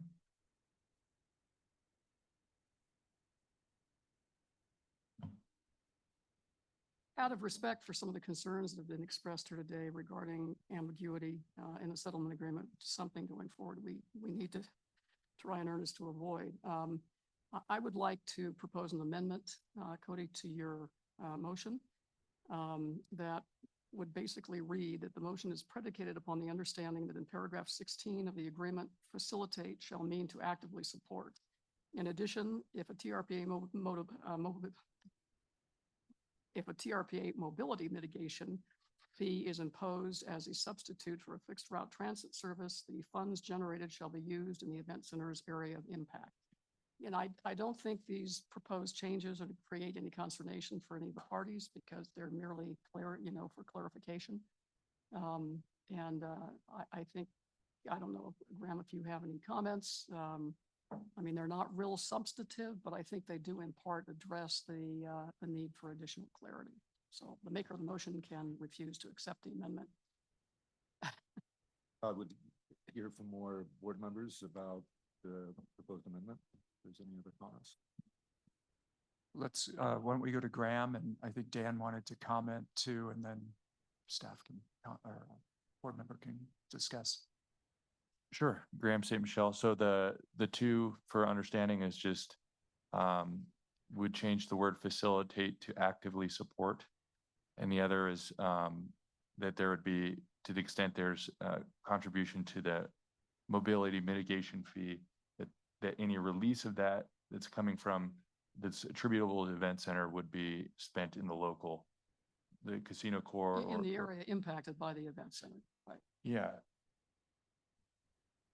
It's fine with me. I'd like to just check with staff, or, I mean, it seems. Or the anyone- applicant, Or the, obviously, party to the While agreement. Lou's getting ready, I support both, and I think the intent, I think the one concern is whether the board can require a future board to spend only that mitigation fee only in the area of the event center. So it could read to encourage, but I don't think you can restrict. I think if it's I don't know, I'm not an attorney, but maybe Lou can address that. I think if it's an agreement that's been signed by all the affected parties, that agreement as written or as amended is binding on all of the parties to the agreement and future boards. Yeah. But on behalf of TDVA, I agree with your interpretation of that. We don't have any objection to the proposed amendments. Great, thank you. and I appreciate Dan's comment. I think in this case, you can put that, and I mean, with the understanding that that's just a general understanding in all respects, is that a future board can do something different, but you're putting in the record that this is the intent here for you as you're approving this settlement agreement. And while we're still in this discussion mode, Julie Reagan, TRPA Executive Director, I want to thank Member Aldine and get back to Member Comrade Sater to say, we hear you. And this is a very big example of us kind of moving in that direction of trying to get more clarity. So we'll keep working on that. Member Bass, do you accept the? Yes, there's no other comment. I guess my only question is, do we need to define that area? Because it just kind of seems that, does that go out to all the way to the Y, to Myers, and just wondering, do we want to define it, or is it best that we use language that doesn't fully require it? I'm okay with the motion. I'm just kind of wanting to know. Well, I guess the service area could basically be the area serviced by the fixed route transit system. Yeah. Okay. Okay, you accept the amendments? I would accept the amendments. Any other questions or comments? Mr. Settle. Thank you, James Silver, for the record. I appreciate the aspirational intent of this. I also agree that you can't bind a future board, something that's very clear, but we can make it on the record that we're trying to achieve. However, in the same respect, realizing that if future circumstances change and some crisis occurs or some better opportunity occurs to utilize funds, the future board has the ability to make said decision. But with that, I would support the motion and the amendment. Thank you. Thank you. Any other comments, questions? All right, then let's go to a vote. Mario? Ms. Aldine, Yes. Mr. Bass, Yes. Mr. DeCara, Yes. Ms. Conrad Seda, Yes. Ms. Hill, Yes. Ms. Faustinos, Yes. Mr. Keycapper, Ms. Gustafson, Yes. Mr. Rice, Yes. Mr. Henigman, Yes. Mr. Settlemyer, Ms. Lane, Yes. Ms. Loomer, Yes. Ms. Williamson, Yes. Mr. Chair, the motion passes. Great, thank you. So I believe we're going to take a break before the threshold evaluation, but I wanted to let the public know what that's going to entail so that they can participate more fully in the discussion. So Julie? Thank you, Mr. Chair. What is the will of the board? We could move forward with our presentation on the threshold evaluation and then take a break for lunch and then go into our breakouts. We think that might work very well for the flow. Or we could break now, but since it's 10 of 11 and you are doing so well on our timing, our suggestion is that we continue forward with the presentations on the threshold evaluation, then break, and then we have a great program of breakouts and discussion and circle back. Great. Does that work for Okay. everybody? I see a lot of nods around the Okay. table. All right, so we'll start off on this Just give the public a chance to shuffle. Yeah, to do that, Shuffle but a little bit. yeah, but I just really, again, I want to thank everyone in the room who participated, and then we'll get situated. This is Dan's all-star hour. He's going to stay right where he is. So, So let me, but I will turn it back to you. yeah, I'll just introduce this. This is agenda item 6B, release of the draft 2023 threshold evaluations.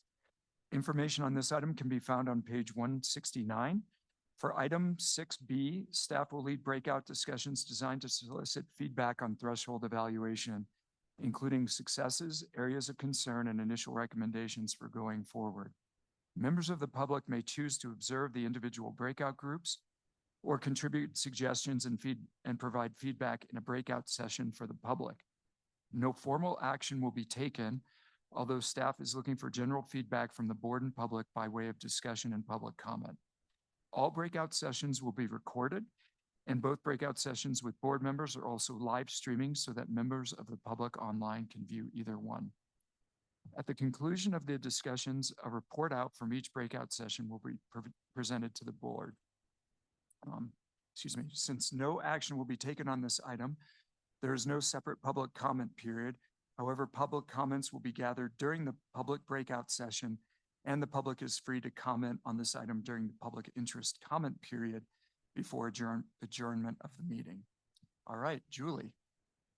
Thank you, Mr. Chair. Julie Reagan, TRPA's Executive Director. I just have a brief introduction, and then I will turn this back over to Dan Segan. But I wanted you to imagine your commute into this meeting today and the moment you might have looked at Lake Tahoe. I thought this morning was a particularly resplendent day where the lake was like a mirror. It was a sheet of glass. It was spectacular. And at the heart of what we're doing, and I want to go back to Member Loomer's question, we are all here for the lake. And today must have been one of those winter extraordinary clarity days. We're seeing clarity above 90 feet in the winter, which is just unbelievable, like almost on par with Crater Lake, which is a national park, has one hotel and one boat. I mean, amazing. And so it just took the breath away, but that you have to think, this is clarity, which is one of 140 standards that we have in our thresholds in 10 different categories. And you think of the complexity of all of those standards and all of the many things that the community care about, that we care about. The lake itself is, the oldest lake in North America. It is highly complex, one of the biggest, largest, clearest lakes in the world. So not only do you have all the limnology, going on, you have biology, you have food webs, you have the water cycle and hydrology and physics and wind and chemistry. You have all that, to understand. And then you have the human dimension. We are not a national park. We have a community. The compact inherently recognized the need for us to harmonize the built and the natural environment. And talk about, researching, crayfish or non-native species. that's one thing when you bring humanity into the equation. I mean, think of the challenge of trying to understand what is going on in this ecosystem. And so with that in mind, I wanted just to tee up, our commitment is very much about science and having science guide these policies. And we're doing something different this go round. And you'll hear a little history of how we've done these threshold evaluations, since the first regional plan of 1987. But we're doing it differently in that this is not a one and done. We are not going to give you this presentation and then go back to our normal day-to-day business as usual. We're really engaging the community as part of this and engaging you as part of this. So this presentation is going to be different. We're breaking you into groups. We're making it more interactive. We want to hear from the public. Beyond the normal 3 minutes at the podium, we're actually trying to engage through this meeting and in other mechanisms in other areas, which you'll hear about. And I really want to thank our executive team for this, to Dan Segan and Kim Carringer, and also to additional staff like Ken Caseman and our full research and analysis team that have done an amazing amount of work to get us where we are today, not to mention the Tahoe Science Advisory Council, which you hear from as well. So with that tee up, I really appreciate your energy, and I want to thank you because it came up in our governing board retreat in April, my first retreat with you as your new director, that we want to incorporate the thresholds into our policies. We don't want to just have like a report that's very technical, that's going to live in its own, shelf, in a binder in someone's office, but we really want to integrate this into what we're talking about at the program or even down the road at the project level. So it's a journey that we're on. It's complicated to get there, but this is our first attempt, to move us down that path. And I really want to thank the board, for driving us in that direction. So with that, I'll turn it over to Dan Segan. Thanks, Julie. Members of the board, Dan Segan again. Thanks for bearing with me a second time this morning. It's my pleasure to present to you on the draft release of the 2023 threshold evaluation. So threshold evaluations are named for the last complete year of data that is included in the evaluation, which is why you're hearing about the 2023 evaluation now. Next slide, please. Actually, sorry, maybe 2 slides up. Perfect.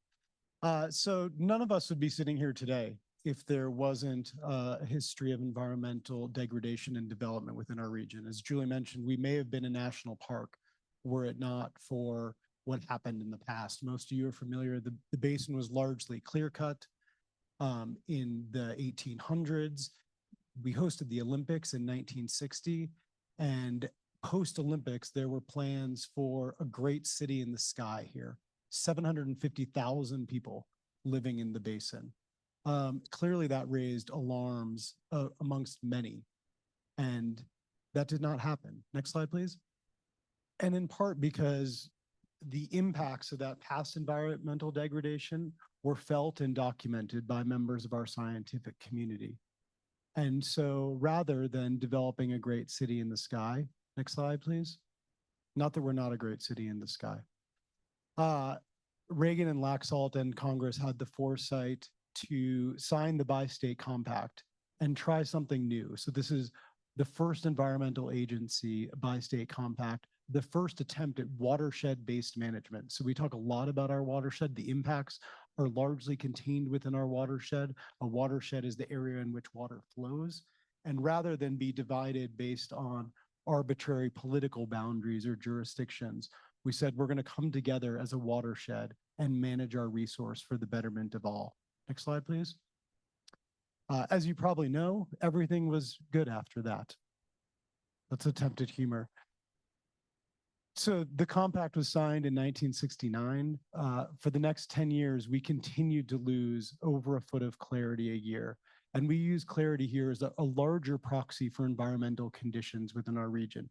We refer to it a lot, but we really do think it's a broad surrogate for the health of our region at large.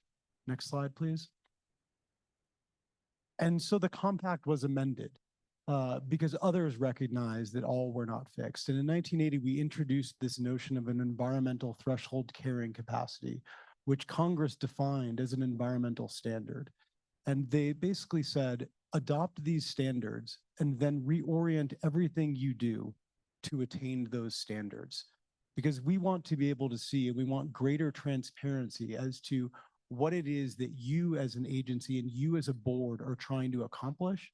And we want to all be able to objectively evaluate how you are progressing towards those common goals for our region. Next slide, please. So the compact is very specific in this. It puts the thresholds above everything that we do, and everything that we do is oriented towards it. So we prepare a regional plan, and the goal of that regional plan is to achieve and maintain those thresholds. We then prepare our code of ordinances, which we check through every time that we bring a project before you. And we make findings that say this project will not cause our thresholds, our big goals, to go out of attainment, or it won't impact our plans to promote attainment for those that were not in attainment in already. Next slide, please. And so in 1982, we adopted our first set of threshold standards. There was 9 categories at the time, a little over 140 standards. We ballooned up to 158 standards at one point. We're currently at about 140 standards in 10 different categories. Next slide, please. And after the first set of standards were adopted, the region developed what many consider to be the first regional plan that would actually result in the environmental protection of Tahoe. So that was the 1987 regional plan. And there was 2 really big things that you should note about that. So that it limited additional subdivisions within our region, and it capped the overall amount of development. So that is every time we talk about the caps on tourist accommodation units or residential units or commercial floor area within our region, that owes itself back to the 1987 plan. And the idea was if we capped development within those bounds, we would be able to achieve and maintain our thresholds. So while the agency is working on developing a regional plan for the region, the 2 states and the federal government are busy actively acquiring and protecting additional land from development. So at the time, there's still broad concern that the agency is not achieving its mission and preventing further degradation. So we have the Santini-Burton Act at the federal level that expands federal ownership of the region by almost 10% over a period of 15 years. So the federal government owns 66% of the land in Tahoe. At the time the Bi-State Compact is being updated, it goes out of the 15-year cycle owning nearly 80% of the land within the region. Both states have similar concerns, and voters in both states share those concerns and passed bond acts that are used to acquire land and prevent further environmental degradation. So you have this start of this coordinated effort to preserve and protect Lake Tahoe. Next slide, please. And it works, sort of. So we're losing a little over a foot of clarity before we have this notion of a threshold introduced. In the next, say, 20-year period, we're losing just under 3/4 of a foot of clarity a year. So we're making progress, but we're not yet achieving our goals. Next slide, please. And in 1997, as you probably all know, the Environmental Improvement Program was born. And the idea behind the program is these are capital investments in environmental restoration that are targeted to help us achieve and maintain these threshold standards. So as we'll go in a little later, the threshold standards include many things that are non-degradation standards that we can simply accomplish by acquiring more land or preventing something bad from happening. But they also include a suite of standards that target something better, to restore past harms on our landscape, to restore healthy forests, to restore healthy wetlands and healthy populations of wildlife within our region. And many of that requires active investment. And that's what the Environmental Improvement Program provides. Next slide, please. So today, the framework that we work within is one where we maintain a regional plan, which includes a suite of development controls that prevent further degradation and push private projects to deliver benefits. And then we have an environmental improvement program, which invests in these projects that push threshold attainment as well. Next slide, please. So the threshold evaluation.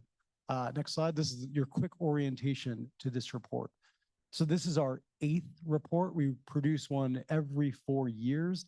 The first 6 of them were large volumes. They're close to 1,000 pages each.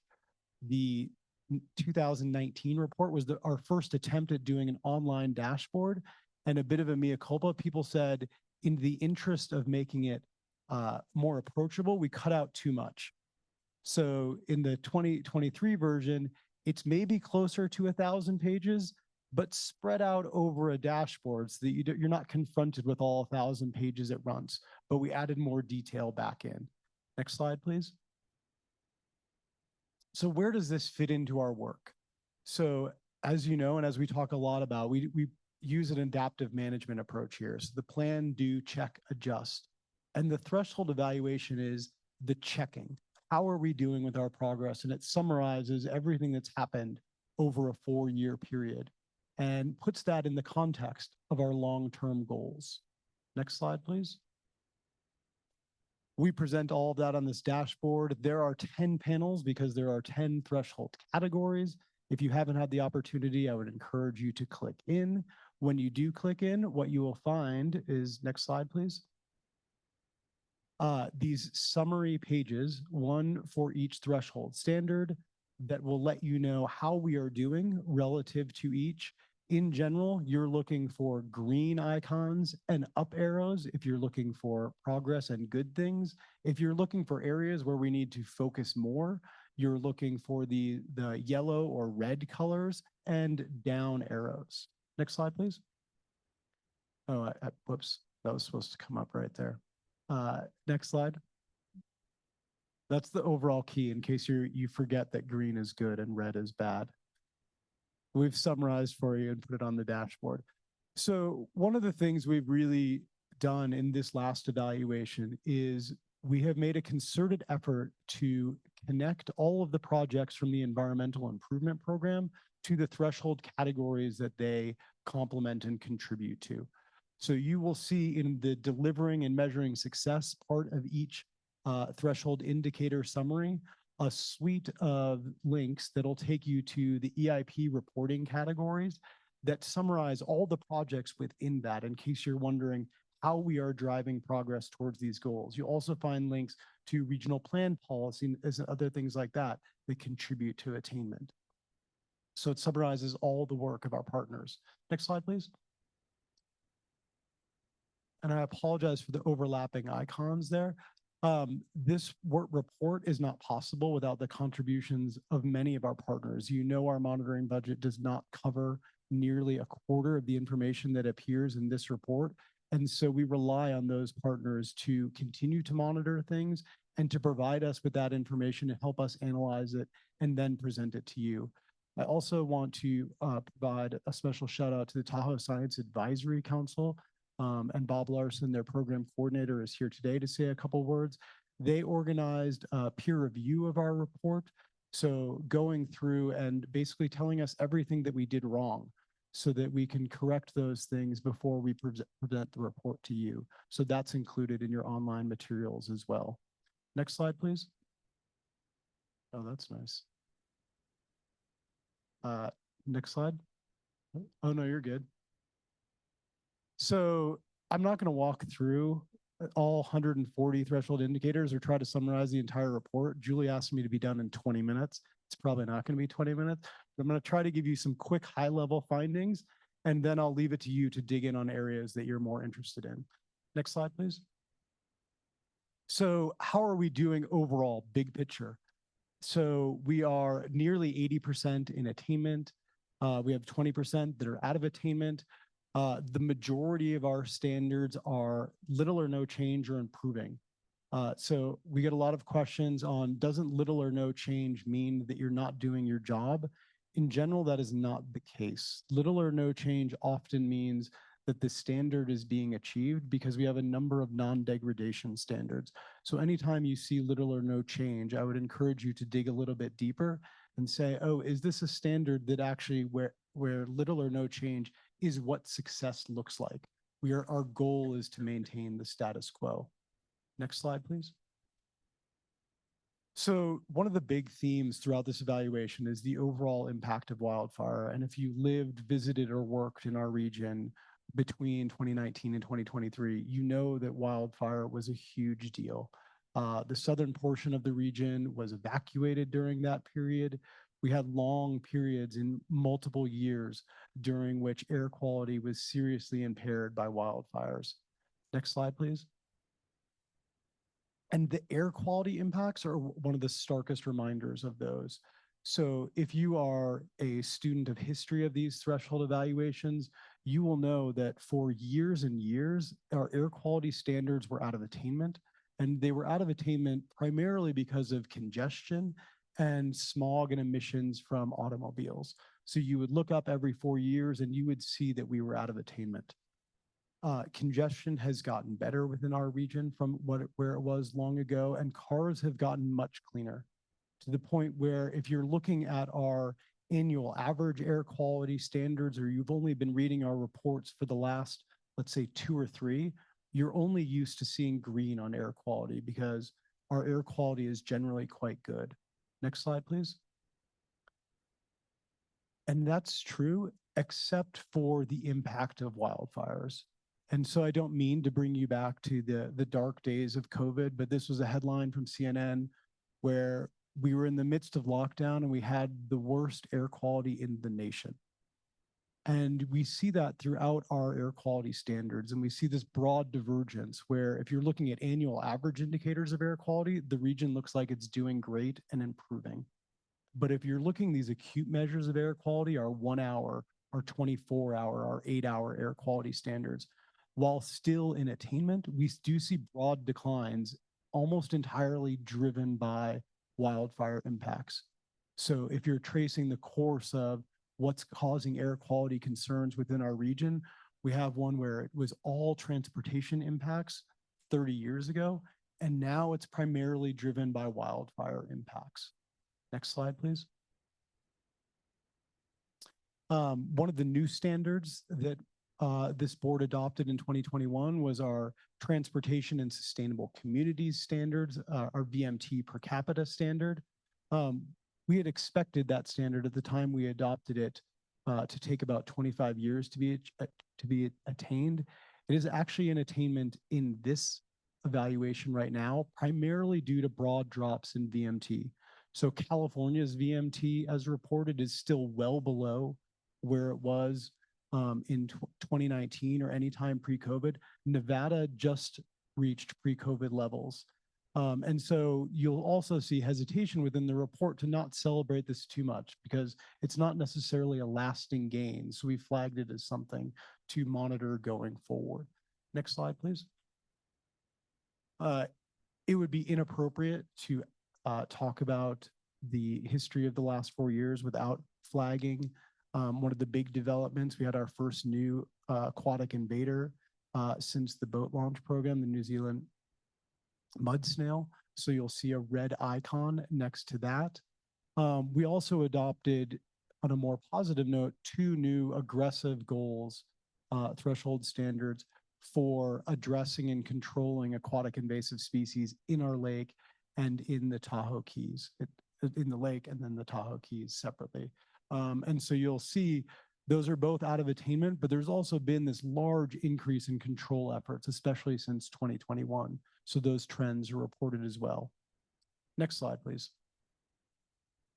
And of course, this wouldn't be complete without talking about clarity. So we see we're getting some improvement after the regional plan adopted and all the development controls and acquisitions period.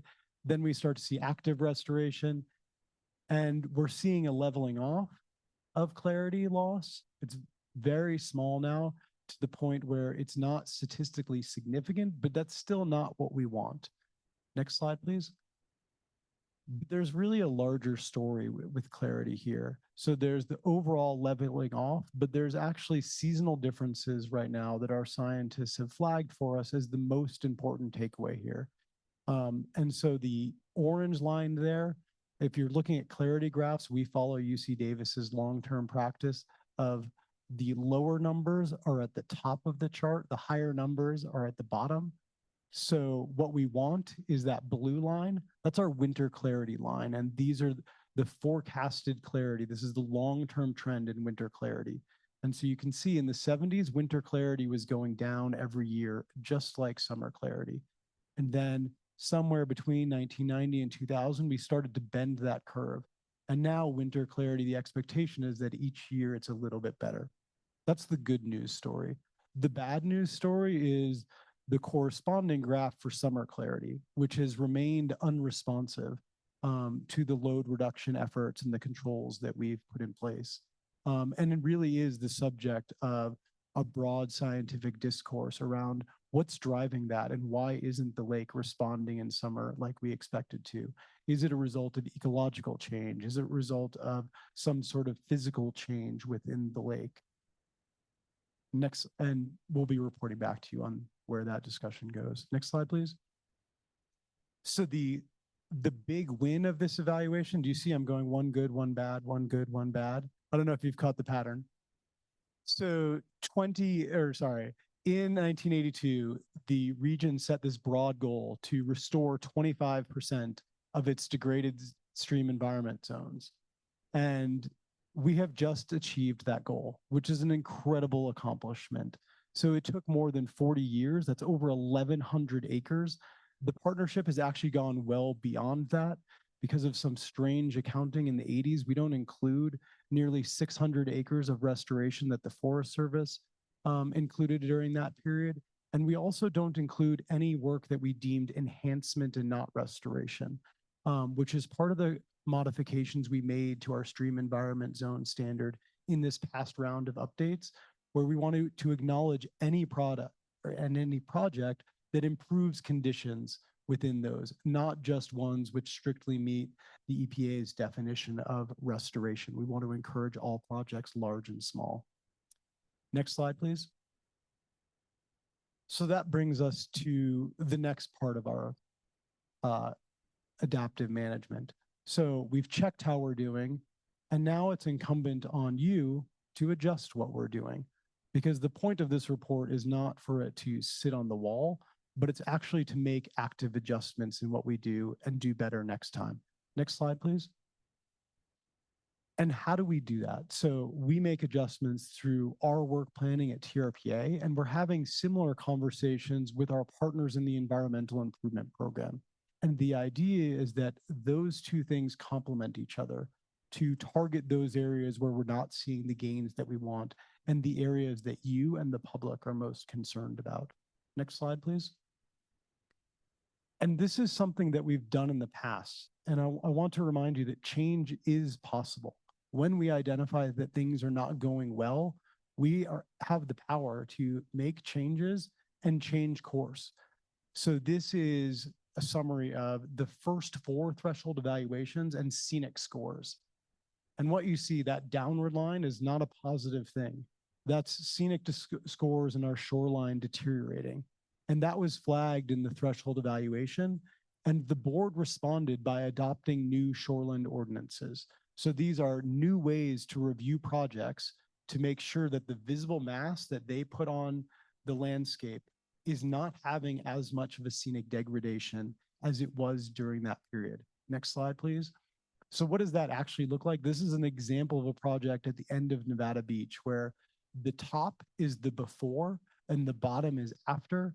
And you can see that when they came in, they made a number of improvements that reduce the visual mass that's visible from the lake, so that if you're kayaking or boating or paddleboarding farther out, you're no longer going to see that rock crib pier. They've reduced the size of that structure.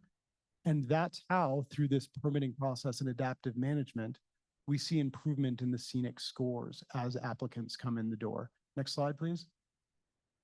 And you can see that the trend turned around as a result of those changes in how we look at projects. And it's not as fast as some would like, because it occurs at the pace that people come in the door for permits, and then those zones come into compliance and the mass is reduced. So the more people come in, the more improvement you see there. Next slide, please. And we've made similar modifications and recommendations in other areas. So another example of how we've done this in the past is in the AIS space. So in the 2011 threshold evaluation, one of the things that was called out is we don't really have a good lake-wide monitoring program to understand the full extent of infestations within our lake. Next slide, please. And as a result of that, we had a trial monitoring program. We developed that full monitoring program. And in this evaluation, you'll see 6 years of lake-wide surveys that quantify infestations around the lake. We're no longer just going to the locations where we know there's issues.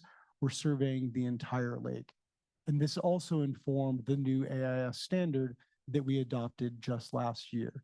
So that additional information that the board recommended that we go out and collect, incorporated into a monitoring program funded by partners, and then now used to actively manage those infestations. Next slide, please. With that, I thank you for listening to me once again. The PS is a plug to do the reading and research yourself. If the only thing you know about the report you just learned from me, you don't know much about the report. So I really would encourage you to dig into the website, poke around, and ask questions as you see things. I think with that, I will ask Bob Larson from the Science Advisory Council to say a couple words about the peer review before I turn it over to all of you for questions. Good morning, Mr. Chair, ladies and gentlemen of the board. As Dan said, my name is Bob Larson, and I serve as the program officer for the Tahoe Science Advisory Council. I think most of you are familiar, but as a reminder, the council serves as an independent advisor to resource management agencies here in the basin. In essence, what the council tries to do is serve as a bridge, between science and management here at Lake Tahoe. The MOU that established the Tahoe Science Advisory Council in 2015 explicitly references threshold support as one of the council's core activities. And so consequently, the council has been involved with thresholds for some time. In 2017, the council led a review of environmental monitoring and management programs similar to the thresholds and provided a series of recommendations about best practices. And so based on that, the council worked with staff and brought to this board a set of recommendations for updating how the threshold structure is organized and what thresholds mean moving forward. Following on that, the council was then able to use that framework to help guide the improvement of water quality standards, and has since been involved in updates of the SEZ standard that Dan mentioned, as well as aquatic invasive species and other priorities. Another of the council's core functions is organizing independent peer review, and this is something we've done in a number of different areas. We've been involved with the Tahoe Keys control methods test, reviewing the annual results there. We also most recently reviewed the lake-wide monitoring program for Lake Tahoe and provided some recommendations. So this 2023 threshold evaluation is a happy intersection of those two core functions. And unlike previous council activities and other peer reviews before, this review did not look at the general system. We were focused primarily on the assessment of the available data in the context of the information and the standards that exist today. And so the council helped organize and identify 10 different subject matter experts. And again, those experts were asked to look at TRPA's analyses of the available data and provide their feedback. I'll be honest and say that many of the reviewers did not enjoy the dashboard and provided some recommendations for how the information could perhaps be a little bit more user-friendly. But in general, the review found that the analyses were reasonable and the findings were well supported by the available data. We were able to get those findings to TRPA relatively early in the process. And so, as Dan mentioned, we were able to identify a few areas that could be revisited or improved, air quality, and some other spots where we could look at the data perhaps in a different way. And so all in all, I think it was a very positive process and a good opportunity again to guide some of the work that TRPA is doing with the most cutting edge available science, or at least informed science in the process. Looking forward, we expect that the council is going to continue to be involved in the peer review process and the threshold process as well. We know there's a lot of work to do. I think this report is, again, a good assessment of where we are, but there is there's a ton of work with respect to threshold update that still needs to be done. And the council looks forward to engaging with TRPA and working on that moving forward. So with that, I'm happy to answer any questions that you might have. Great, thank you. Board member questions? Nothing. Well, just Oh. one question on what's most useful for you in terms of our responses? Like when you think about what to, how you want to think about the thresholds, the type of reactions that we can all provide, like what is the highest level of utility we can provide to you? Thank you, Member Conrad Seda. I'm going to jump in. This is Kim Carringer of TRPA for the record. We do have a process designed, like Director Reagan said, we're going to change it up a little bit today. And we've got some time planned for you all to have those discussions together and discussions with the public about really what the key takeaways were from this report, what you think, where we've made progress, where areas of concern that you have, and maybe how we start to think about informing our work plan and the greater work plan for the basin. So I think we're going to save that until after lunch, but I can explain more about how we're going to take all of that input and use it. Yeah, thank you. I mean, I think the key takeaways from the evaluation for me are like, it's really great to see these individual reports broken out. And I really appreciate Julie setting the tone for this discussion on the big view, right? The landscape level view of what we're aiming for. And so I think, because there's so many thresholds, right? And there's that are so important to pursue and evaluate. It's hard to necessarily connect each of those individual thresholds to the broader landscape level view of what we're trying to accomplish here in the basin. And so that, I mean, I think you do a great job of setting that up in the reports, a great job of getting the peer review on that. And I'm just struggling with like, how do we communicate that? And how do we communicate that the thresholds are iteratively moving us towards a collective vision for what movement, living, recreating, working in the basin looks like over a longer time horizon? And so I guess that's just really my struggle, is like the minutia is super important, and that connection to the high level view is really important. And I don't know how we do that effectively for the public to get to see like, okay, this threshold may be out of compliance, and we're working on it. And we are still generally moving the needle in the broader vision for the basin. Thank you. Any other board member comments? Okay, seeing none. I guess. Sorry, I had my, who was it? Just a quick question, and if this isn't the right, maybe the breakout groups is a more appropriate place for this question, but obviously, I think we've all seen there have been some significant shifts in the federal government recently, especially how agencies work and funding for various programs, especially programs that relate to things like science and the environment.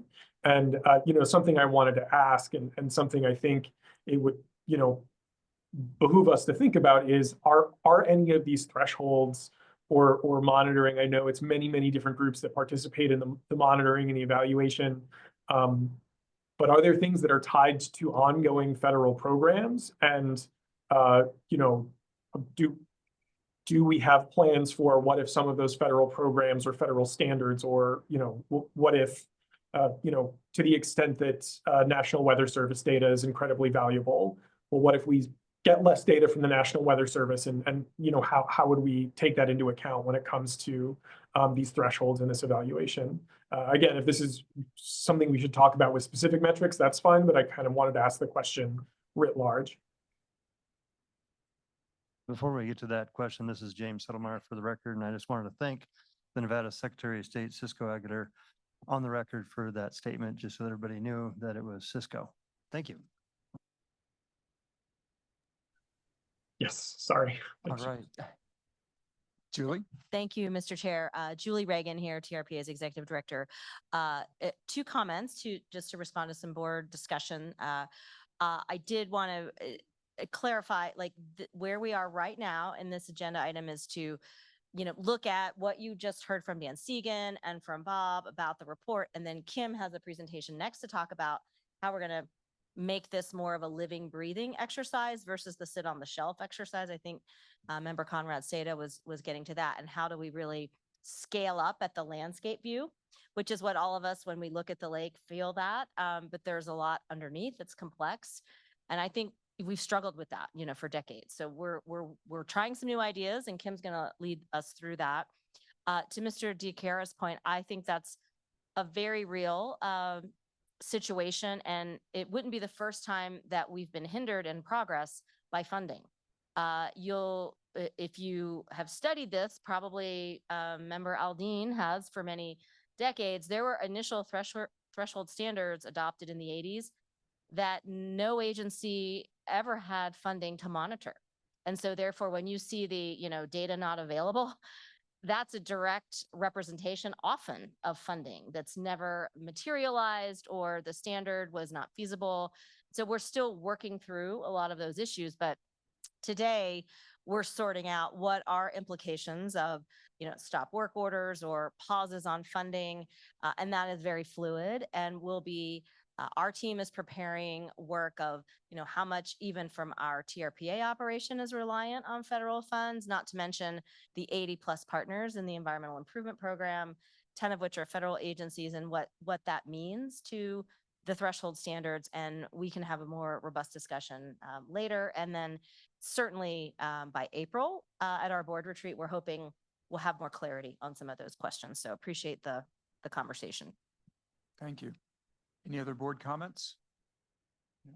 I guess I was going to make one, which is, you guys are the experts, and you work with so many community members, and you know how it all works and where we can make gains and what's most important. For me personally, I would love to be guided by your knowledge, like be bold.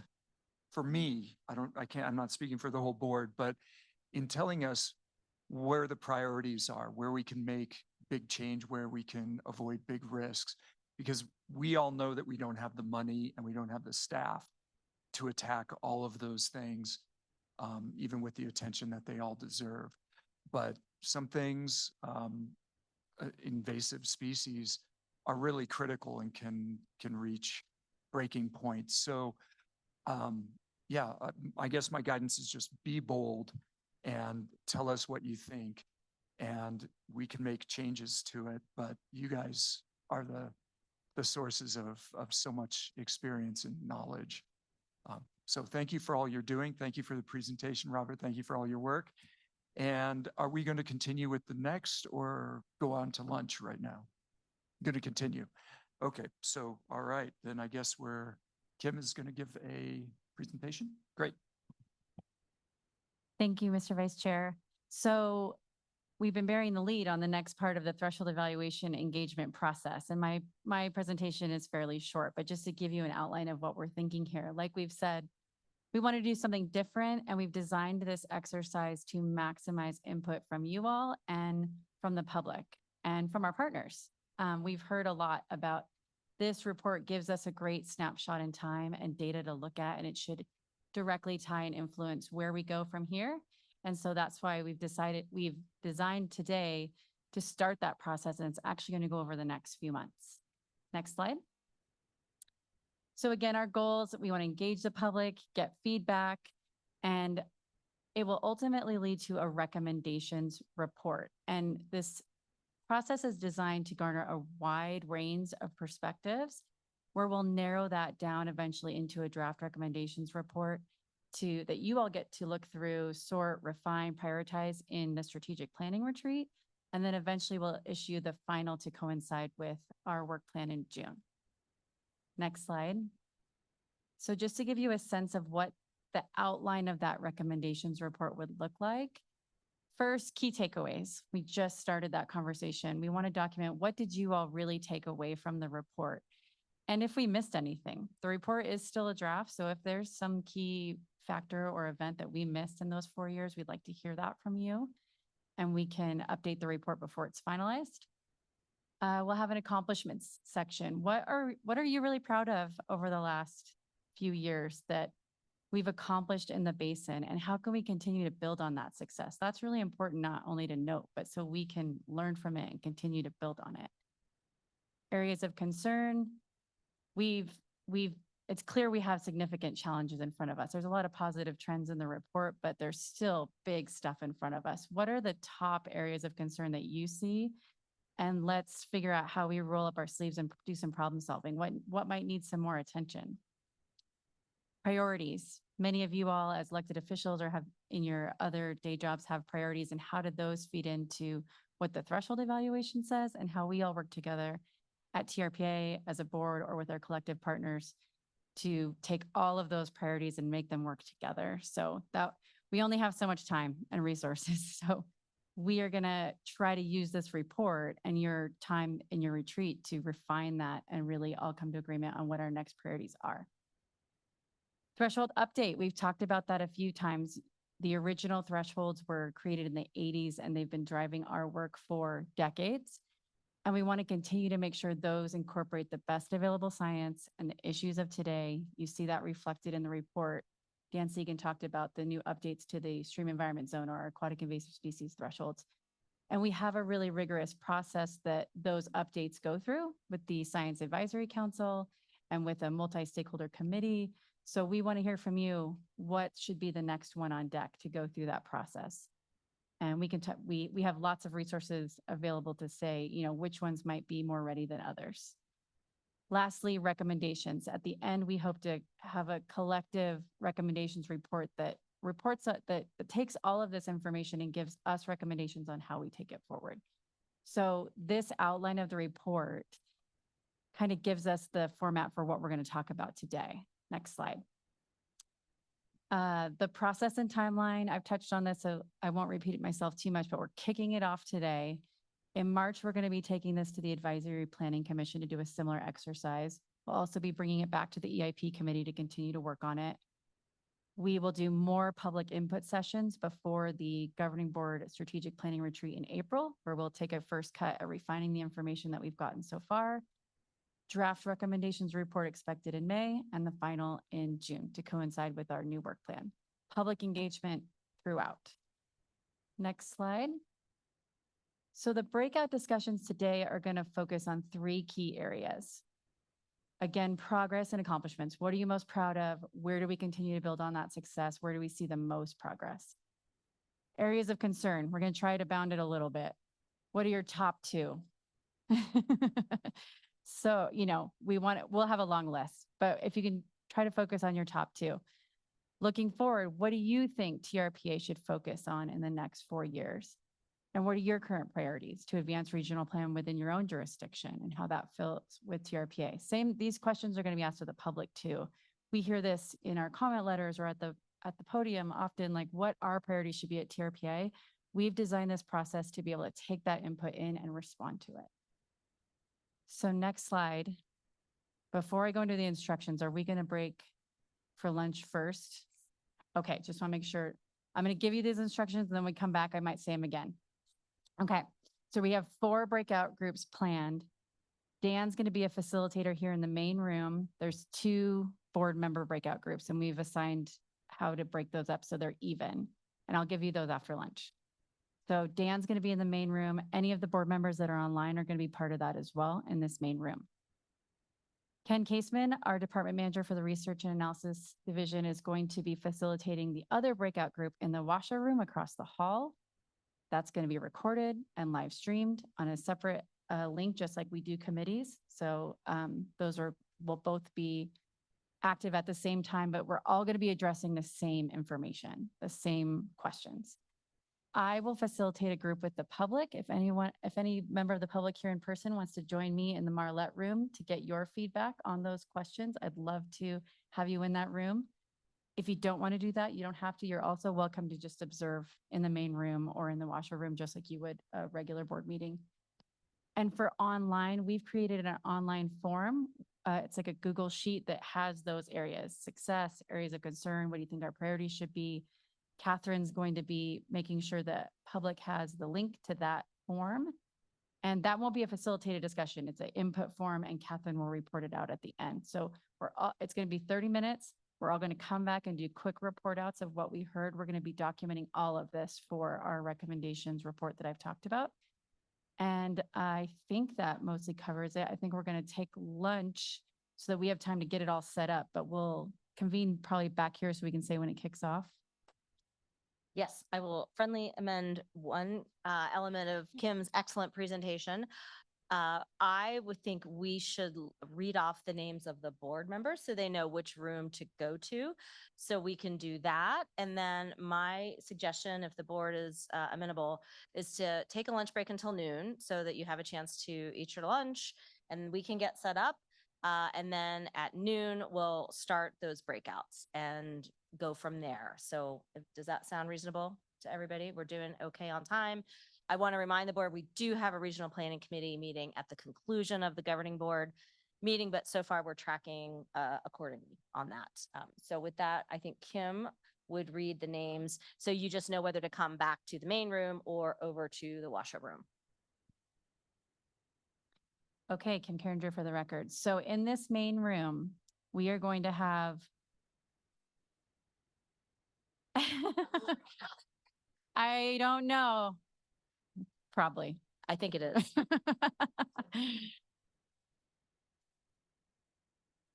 Yes.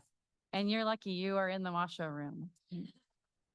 But I'm gonna talk main room first. Belinda Faustino, she's online. Cody Bass. Is it Cisco that's online? And Gabriel, both. It's Gabriel. It's Gabriel. Oh, okay. So not Cisco. Gabriel.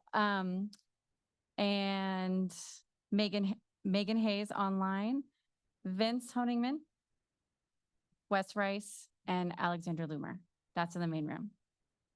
In the washout room, Cindy Gustafson, Shelley Aldine, Alexis Hill, Ashley Conrad Seda, Brooke Lane, James Settlemeyer. I think I got everybody. Okay. Thank you all. We're going to break right, till so- noon. Right till noon. We'll see everyone back. Thank you.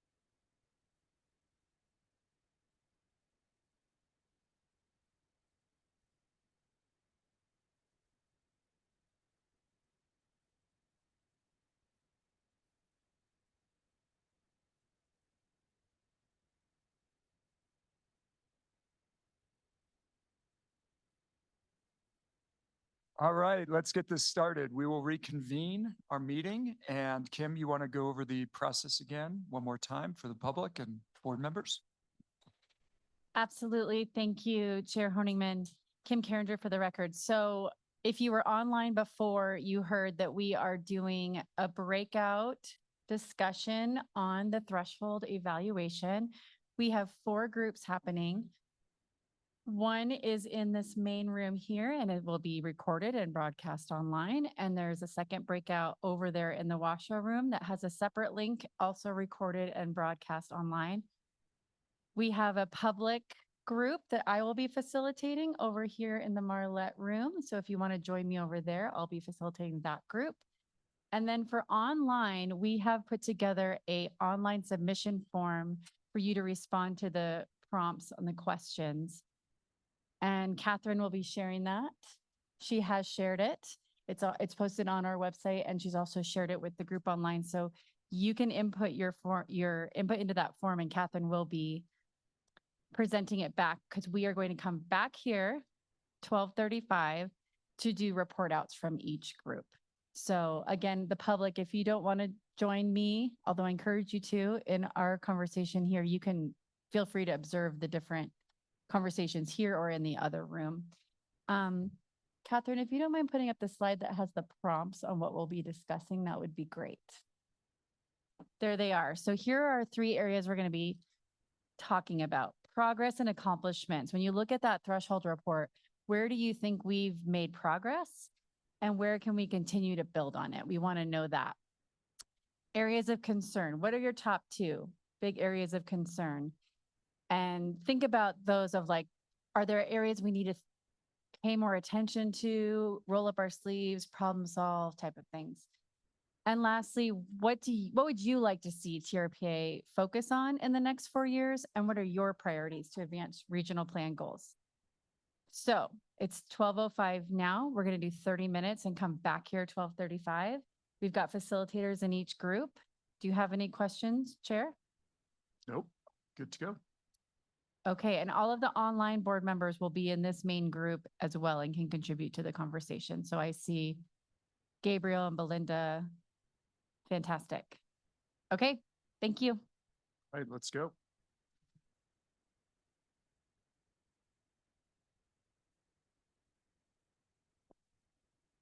Keep them all on. So I'll ask the members in the room or online I guess you're always going to have your mic on, but members in the room to keep your mic on or put your mic on when you speak. Not keep it on, sorry. Turn it on when you speak so that people online can hear and that members of the public can continue to hear. With that, I'm Dan. I'm your facilitator for the next 30 minutes. And I don't know, I think we can just start working down from the top. Do people want to go with progress and accomplishments first? Sure. I think bending that curve and seeing improvements in lake clarity. I mean, we haven't gotten improvements, but we've turned that curve a little bit, or bent that curve, started to anyway. I think that's huge. We've shown we can make an impact there. And boat inspections for aquatic invasives. That's been a really successful program.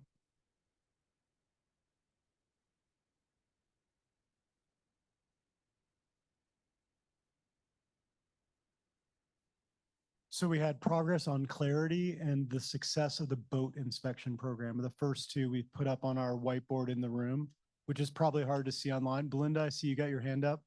Yeah, Do you want to jump in? I think, yes, forest management, I think, and wildfire preparedness is another place where, I'd like to, I think we've made some great progress, obviously, from lessons learned with some of our catastrophic fires in the past. And I think building on that success is really important. And I think that's probably, at least from my perspective, one of the most collaborative processes that we have with all the interagency engagement on those issues. And I think that's actually going to be another good way to make sure that it's prioritized in terms of, public safety and just protecting our natural resources. Did you want me to call out the collaborative aspect of that separately, Belinda? Yes. Okay. Yeah, I think that's a really, really critical element. I mean, clearly, TRPA does an amazing job generally in terms of collaboration with all of the, various jurisdictions that are involved, the public, the nonprofit organizations. It's a phenomenal success story when it comes to that. But it really, when you have, so many different governmental entities involved and you have the level of cooperation that you have in the basin, I think it's remarkable. And it's something that, that building on that success is going to be critically important as, I think when Gabriel mentioned, funding concerns, if it's not the federal government that's going to be, down on funding, it'll be the state one year, it'll be local government another year. So, having that cooperative relationship so that when funds are available, from, designated government entities, it makes it all, all more appropriate that we're all rowing in the same direction. Were you intending to put down funding concerns as one of your top two concerns, or was that just extending the thought on forest health? Just extending the thought on forest health. I mean, funding concerns applies to anything we do, obviously, but Sure. for sure, in terms of, yeah.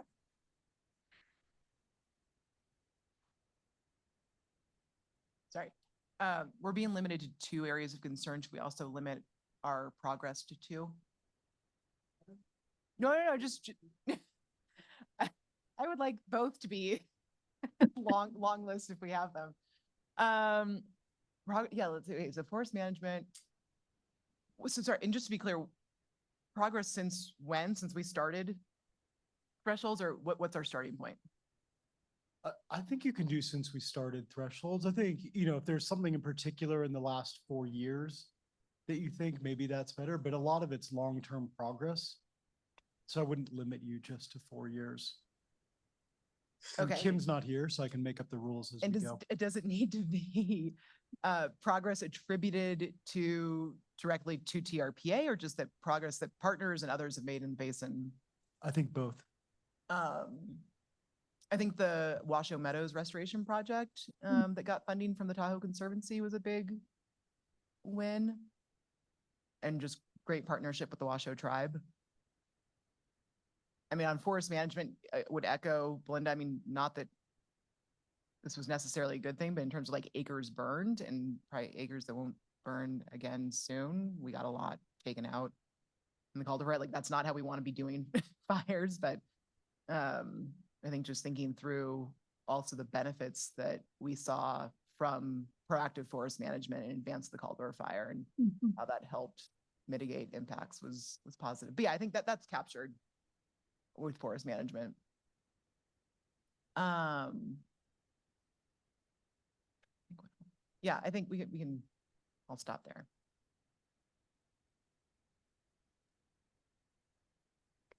I think for me, I think that, community engagement should be pointed out. What we've seen with Clean Up the Lake, and kind of how the community has really, in the last few years, come around some of these projects that are doing great things. What we saw with AT&T pulling out the phone cable, there's some of those things that I think should really, that is really about community engagement and collaboration of partners in the community to improve the lake should be noted.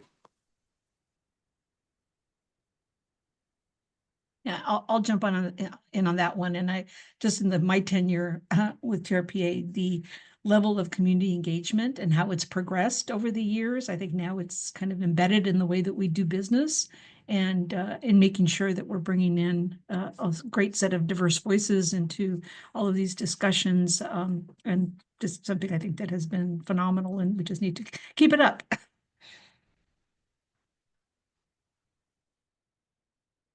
Add to, I think, I'm not sure exactly the reason for it. I think it's about transparency and clear goals and tying our work to goals. But in my almost 30 years up here, TRPA, for people that I know, has gone from being a bad 4-letter word to a respected entity that is actually doing something that people care about and making progress. And so I think for me, a lot of it comes down to people getting a better understanding of what we're doing and why we're doing it and why it's important. And I think you guys have made, or TRPA has made great progress, but there's still a lot of work to do on that to attach what we're doing with why it's important in these thresholds. I feel like you're echoing Member Rice. So is it TRPA image rehabilitation? Is that the point for progress? Sure, because I think, for improvements to be made in the lake, we need a good, well-working, supported TRPA. And that requires the public and the assemblies of both states and the federal government to respect our work. And so I think our image has been greatly enhanced among all those parties.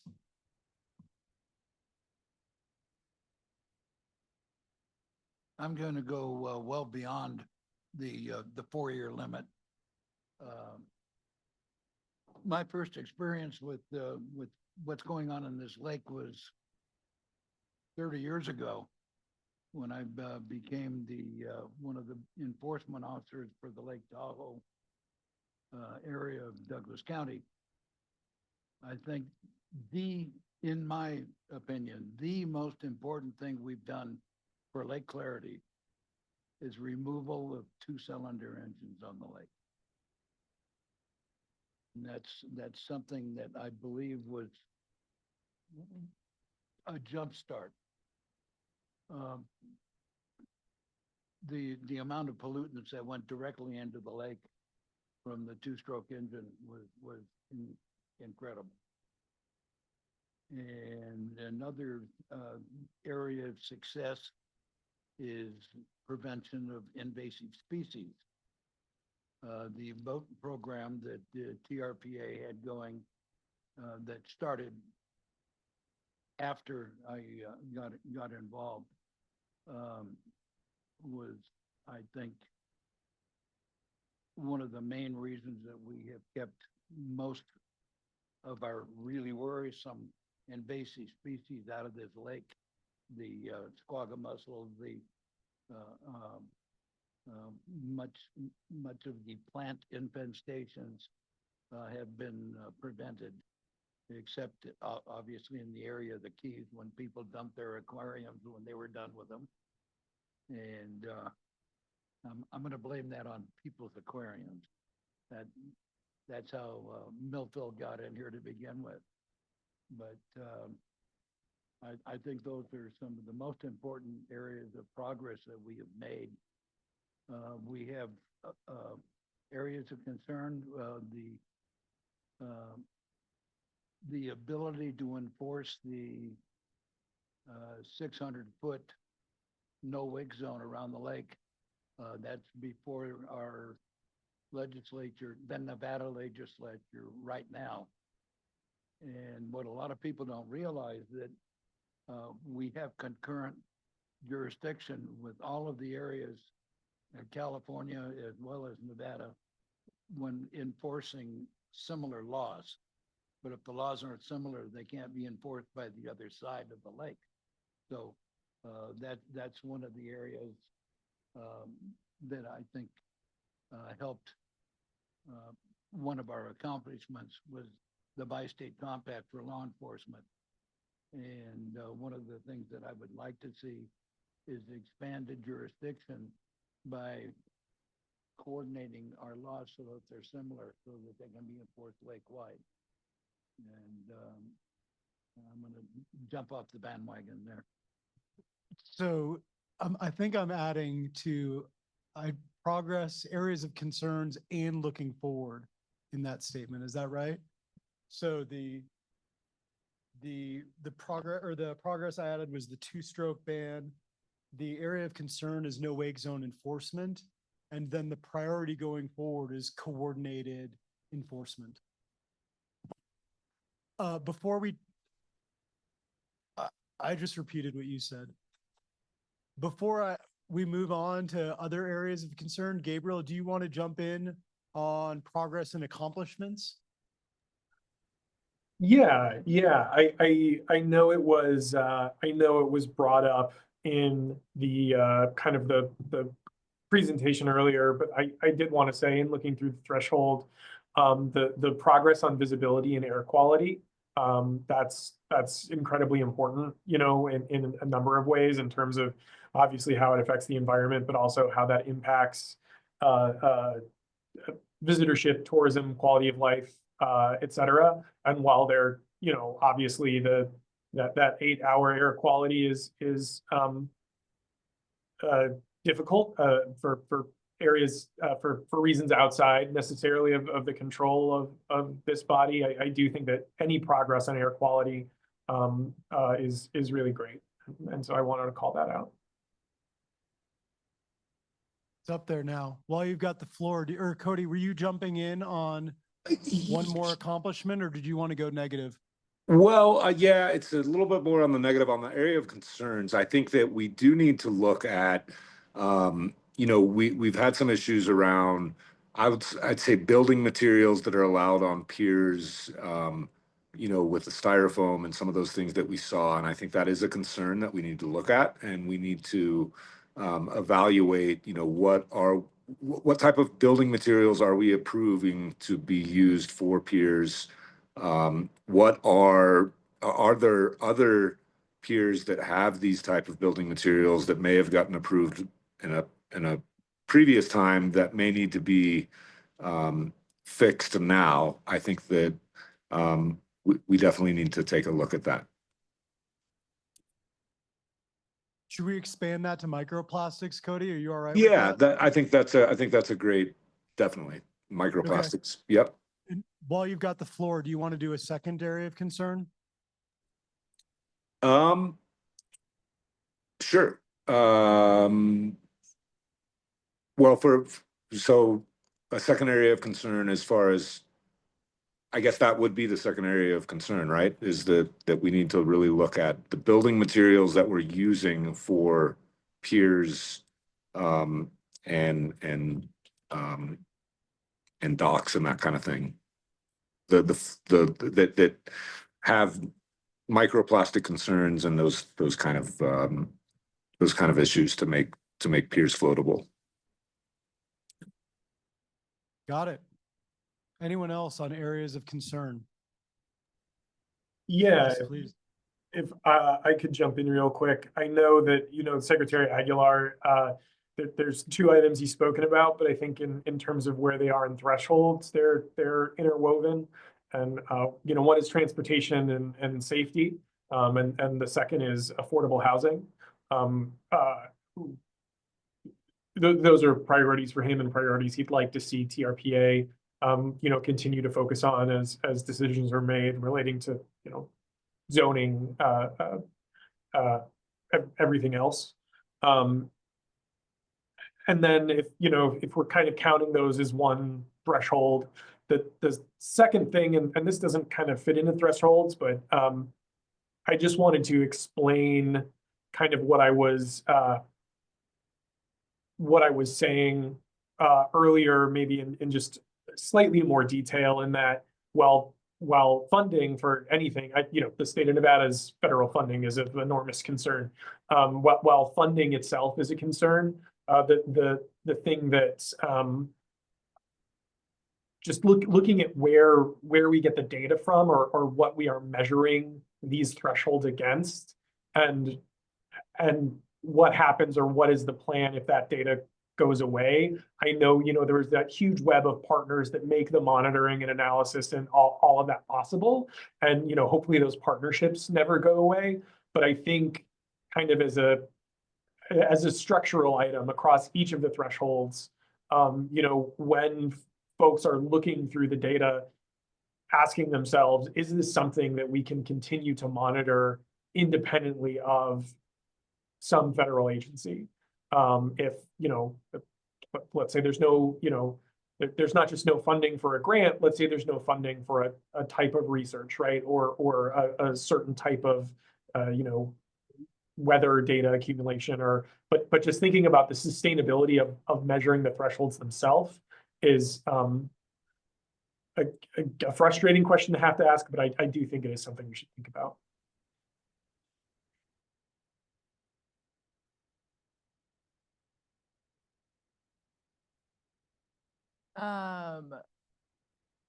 Okay, so we got. To summarize where we are on concerns, we have 4 on the board. We have the 600-foot no wake zone enforcement, building materials in lake and microplastics. We have transportation and transportation safety, affordable housing, and then ongoing money to support data collection and monitoring of the threshold standards. Yeah, I would say aquatic invasive species, the New Zealand mud snail, obviously. VMTs, and yeah, I think, that's a whole longer discussion, but just flagging that. Am I limited to 2? Should I? Okay, well, I just feel like if we're gonna do an endless list of progress and accomplishments, we should have an endless, not endless list of concerns, but like, we shouldn't limit ourselves. I definitely, Vince, agree about public, engagement and process. I think I would like to think we can always do more. I think, personally, I want to try and spend more time meeting one-on-one with constituents, in the basin, and just hearing from folks. And, public comments are great when they're in writing, but sometimes it's really nice to sit down and have a conversation and like dig into things deeper. So I think that is something I think, I personally would like to do more of. Yeah, and then I think just tracking, it'll be helpful to track the loss of federal dollars in the Tahoe Basin and what an impact that has on achieving our goals. That's a concern that hasn't quite, fully manifested yet, but I'm just mindful of all the job loss we've already seen in our communities and what more is to come. And I'd add, a lot of mine are already up there, but we have to put down the wildfire risk and evacuation. Seems for sure to be the #1 local concern that we. Thank hear you. about. Yes. And Thank you. yeah, and a lot of our work, wraps around that forestry work and all the evacuation route work that we're doing. So. Belinda. Oh, sorry. Yeah, sorry. I was in the document. It took me a minute to get back. So one of the things that's kind of surprised me is the lack of progress in the threshold analysis over the last 4 years in scenic and recreational opportunities. So that's something I just would love to dig into a little bit more to find out, there's basically no significant improvements that I see over the since 2011 in a lot of those categories. So I just think that would be great for us to take a deeper dive. So kind of maybe goes into the next question of what we should like to see in the next 4 years is taking a deeper dive into those issues, seeing where we can make some progress. Should I put that down as your one thing that you want TRPA to make progress on over the next 4 years? No, not my one thing. Okay. Just interested in that and why that is. Yeah. So the structure of this one is actually intentional, where you're not Yeah. limited, but there's 2 tiers. The first is right. one thing that you'd like to see happen, and then the second is your priorities. So you can Right, have many priorities, but I am going to limit you to one thing that you want accomplished by TRPA. So Belinda, the scenic goes on your secondary priority list. Is that right? That's right. That's right. Okay. Yeah, that would be secondaries, both scenic and recreation. I think my highest priority would be lake clarity, just because that is such an indicator of, overall watershed health, that covers many different, issues. So that would be my one. Can we do like an amen to things? So we get because lake clarity would be mine too. So That's your #1. that's my #1. That's your #1, Belinda. Anyone else? Lake clarity? Would anyone else like to include lake clarity as their number one priority? It's all right if you don't. Yeah.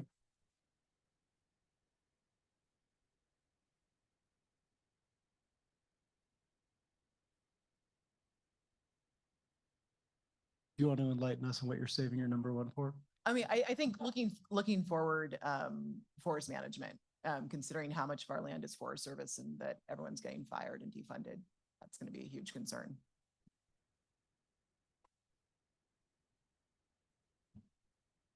This is your 5-minute warning.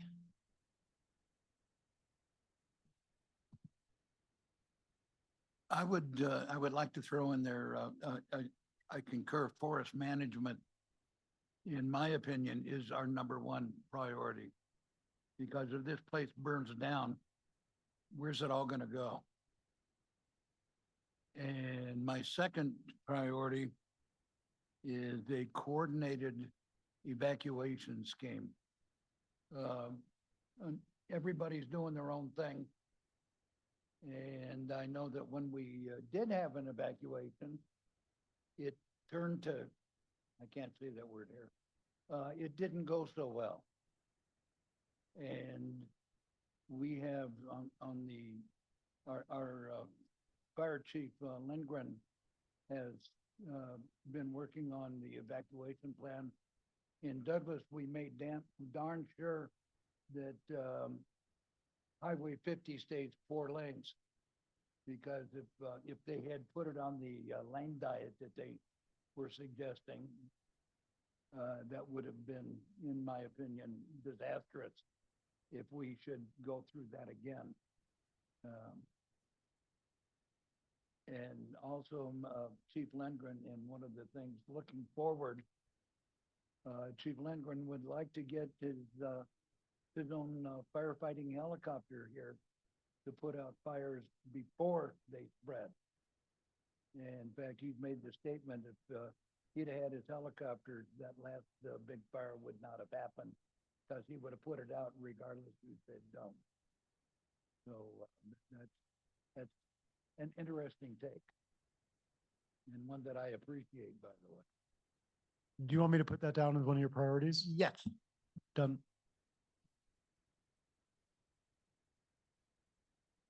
I'll add affordable housing, because I'm a hammer and that's my nail, so I think it's really critical for the health of the community.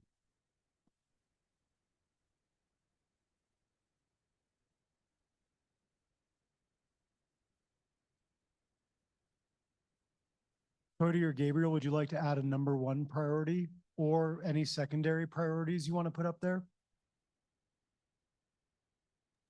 I know for the, I know the secretary would say his number one would be transportation.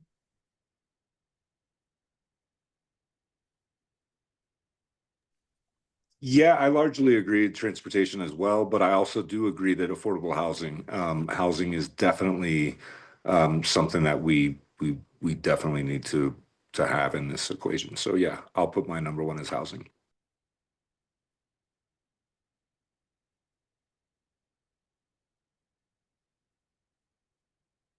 So we've got 3 more minutes. Does anyone want to throw up another thing looking forward that's a priority for them? Or we can have go backs for areas of concern or progresses or accomplishments.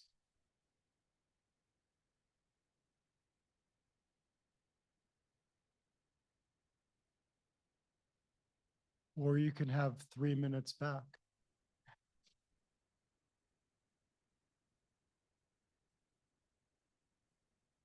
Would it be useful if I read through everything that we've got, especially for those online that can't see it?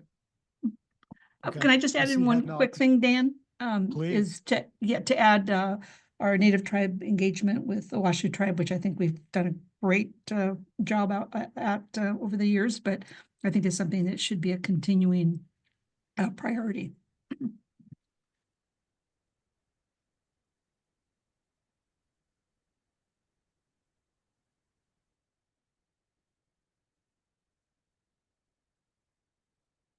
Excellent, added.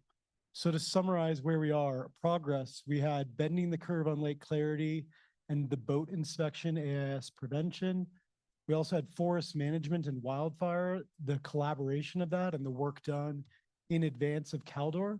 We had the Washington Meadow Restoration project and tribal partnership. We had community engagement overall and projects of the community, including the AT&T cable and clean up the lake. We had TRPA's image rehabilitation, the two-stroke ban, and air quality. Going on to concerns, we had the 600-foot no-wake zone enforcement, building materials in the lake and microplastics, transportation and safety, affordable housing, the money that supports our monitoring and data collection for threshold standard monitoring, and the impacts that funding loss may have in our region. We had AIS, New Zealand mud snails, VMT, and public engagement and moving beyond the public comment period as a primary means of engagement. We also had wildfire risk and evacuation. And finally, the lack of scenic progress documented over the recent period. Last is our focus areas. And I'll start with the single focus area where we were restricting you. So we had 2 votes for Lake Clarity, 2 votes for forest management, 1 vote for affordable housing, and 1 vote for transportation. Beyond that, we also had scenic progress. We had coordinated evacuation plan. We had a fire helicopter in Douglas County and Washoe tribe engagement. Would anyone like to throw anything else up on any of those? So to the current priorities, if we could add recreational access. We can.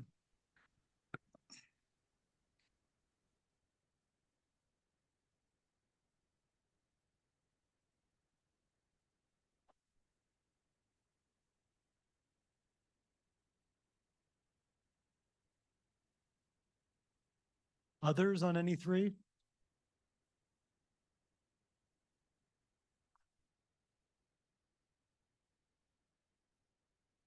All right. I'll do my best to represent all of your input in the next session. Thank you all. Thank you. And for the public, we're gonna bring back the other board members who are in a private breakout room and the members of public who are in a separate breakout room as well. And then we will provide brief summaries of the items that were flagged during each of those 3 sessions, as well as a summary of the public input garnered through the online form that you were able to fill out. Appreciate all. Thank you.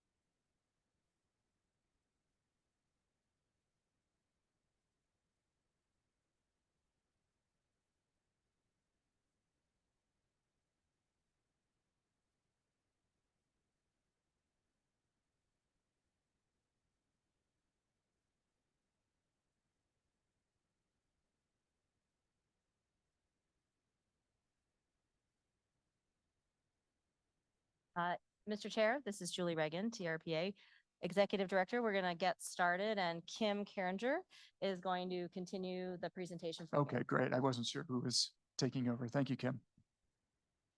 Thank you, Mr. Chair and members of the board. I hope that your conversations were fruitful and you had some time to really have some time away from the dais to actually have some meaningful conversations with each other and maybe members of the public.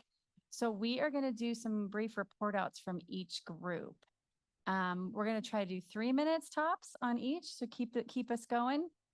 And we're going to shoot for 3. I'm gonna facilitate that, Mr. Chair, so you don't have to. Dan Segan, I just had eyes on. Oh. Right here. Dan, could you please start with a report out from your group? So I had the pleasure of facilitating the esteemed group in the main room. So progress, it was bending the clarity curve, the boat inspection program and AIS prevention, forest management and wildfire preparation, not just in advance of Caldor and the work done, but also the entire collaboration that makes that possible. The tribal partnership and the Washoe Meadow Restoration Project, community engagement and community action overall. So that includes both TRPA's work to engage with the community as well as projects that the community has implemented on its own. And the highlight was the AT&T cable removal and the work of Clean Up the Lake. TRPA's image rehabilitation over the last 20 years was highlighted as something important to continuing to make progress as an agency. The two-stroke ban and quality on air progress standards. Did I miss anything, group? Nope, I've only got 3 minutes, so I'm gonna keep going. Concerns raised, the 600-foot no wake zone, building materials in the lake and microplastics, transportation safety, affordable housing, what the funding cuts mean and will we have enough money to monitor for our threshold standards and collect data, aquatic invasive species in New Zealand mud snails, VMT, public engagement and expanding what we do now and moving beyond the public comment period for more meaningful engagement with the public, wildfire risk and evacuation, and then finally the lack of scenic progress in the last couple threshold evaluations. Moving on to our final category, focus. So when members were asked for their individual focus area, I'll report on those first. So 2 members voted for lake clarity, 2 members voted for forest management, 1 for affordable housing, and 1 for transportation. Additional areas of focus that members are either working on or would like to see progress on are the lack of scenic progress, coordinated evacuation plan, fire devoted helicopter in Douglas County, Washoe tribe engagement, and recreation access.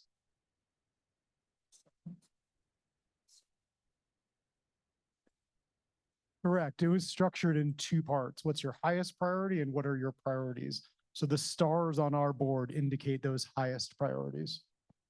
Thank you for the correction. Thank you, Dan. That was right at 3 minutes. That was perfect.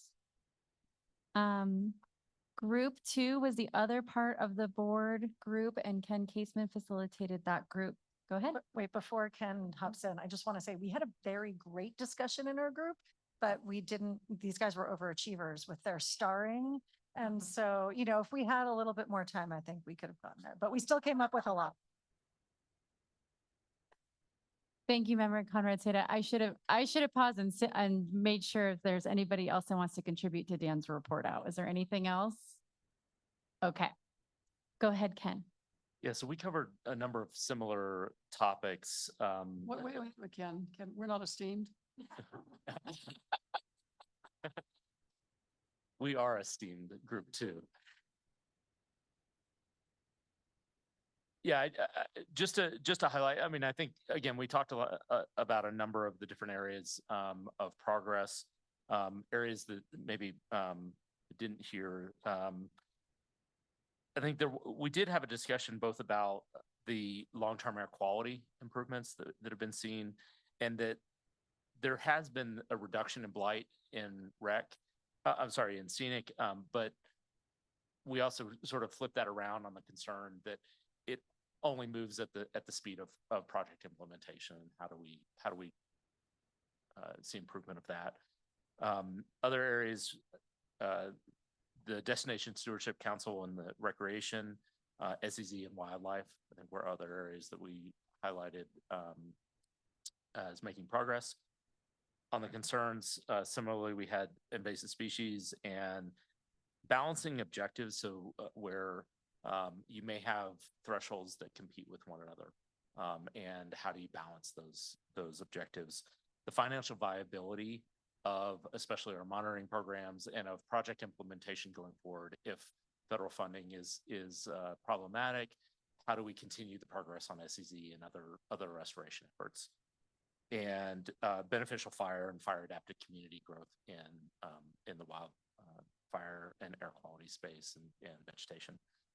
Looking forward, again, the funding discussion came up again, how we educate our public on the good work that's being done, and also what our authority is and how this body in particular, what we allow and what we don't allow, and how that manifests in the threshold evaluation and in the region as a whole. And then we talked about VMT and transportation as well.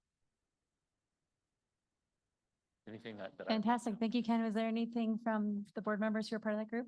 Yeah, or I others? think we wanted to emphasize a couple of things. One is that with the scientific review of the thresholds, maybe including something that just said, like, the scientists weren't given any constraints on the art of the possible, right? And that financial viability of those recommendations does matter, and what TRPA can accomplish. And then in terms of what Ken was just talking about, in terms of our authority, Member Settlemyer had a good idea where we look at, the basin and our area of regulatory action and how much is out of our control, for lack of a better term. But so really explaining that, where we have authority, this is the progress we've made. And there's all these other areas where we don't have authority, and we collaborate and work productively in those areas. But it's really important for the public to bring some of those things to our attention. So just emphasizing how much TRPA gets done within, some narrow authority. Okay, great. Any other comments from that group? Okay, I will go next. I facilitated the public breakout group over in the Marlette, and I had a couple of members of the public join me. And so the areas of success that we noted were transportation, particularly the launch of microtransit and really being able to help, especially with people with disabilities and ADA. So that's been an improvement. The peer review of the report, aquatic invasive species, it's an area of concern, but it's also an area of progress. And there has been, the boat inspections have been successful, starting lake-wide surveys and starting to get the AIS management plans for marinas underway. Forest management has definitely improved over the last 20 years with hazardous fuel reduction. And we noted the stream environment zone achievement of that milestone in progress, but noting also that we have to keep the foot on the gas and keep the momentum on that to keep it going.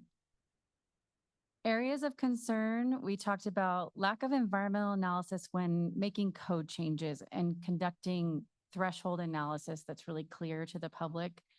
A lot of times decisions can be made tearing off the 2012 EIS, and is that still right with any changing conditions that have happened over the last decade to 10, 15 years or so now.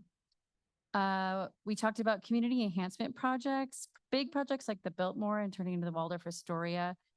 They often are approved as pretty ambitious projects and can lag for a while, which results in blight or unsafe areas. And how can they be scaled to be more achievable so they don't sit for so long? I'm just making sure I'm looking at my notes, and it just in a lag and seeing those environmental improvements that could be brought there. Other areas of concern are short-term rentals as a residential use. If the hotels were more accessible in town centers, it would better achieve community revitalization or transportation goals.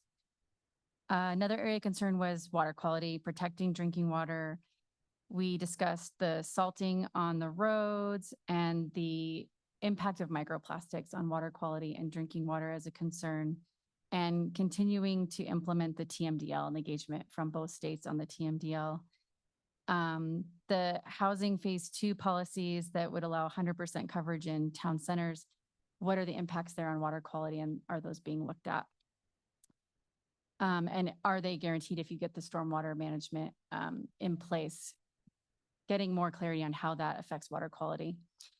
Looking forward on things TRPA should focus on, how will TRPA incorporate threshold updates into the policy and code so that all those decisions are cascade into the decision-making on projects, on how they'll affect thresholds? Will the EIS for the phase 3 housing policies confirm compliance with thresholds? And just overall less attention on marketing for visitors and visitor experience and more on environmental protection. Did I miss anything from our group? I think I got it. All right, and I think the next person will be Catherine that will report out on the online comments that were received through the input form from the public. Thanks, Kim. We had 3 folks online respond to the form, which were all the same questions that were on the slide. The areas, the threshold category that has seen the most progress, the first response was there are no thresholds that are better. The second response was overall the report is lacking enough supporting stats as pointed out in the peer review documents. 36% of the threshold standards are marked not applicable. What does this mean? And the third respondent did not respond to that question. The next question, how can the region continue to build on that progress? The first response was improve the data, determine capacity considering surrounding growth in Reno, Carson, and California foothills. The second suggestion is to hire experts from the Tahoe Science Advisory Committee or other scientific organizations to gather and improve on this reporting. And then the first area of concern, first response was lake capacity and fire evacuation.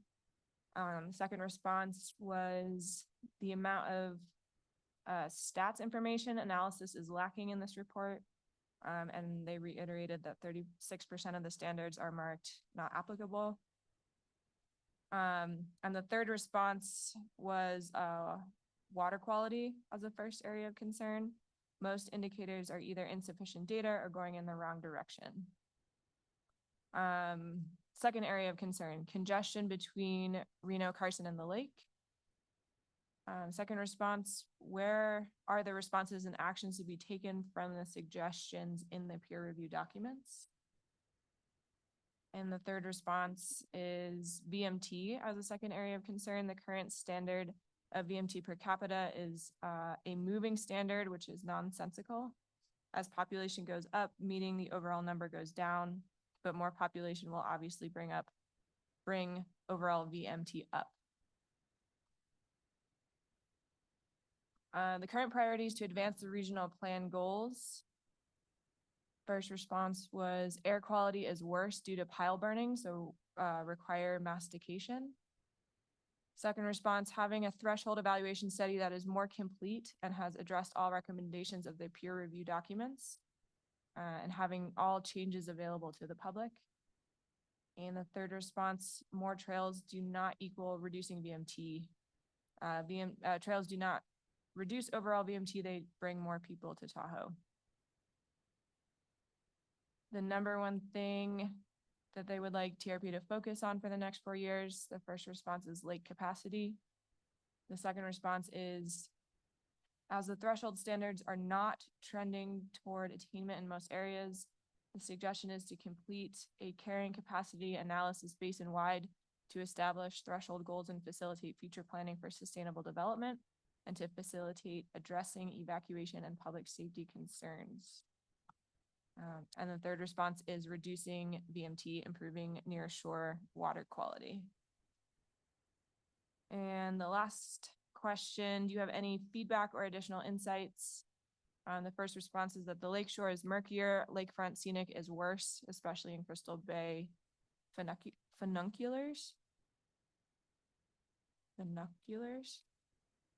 funiculars. I'll write the word down. Gondolas, thank you.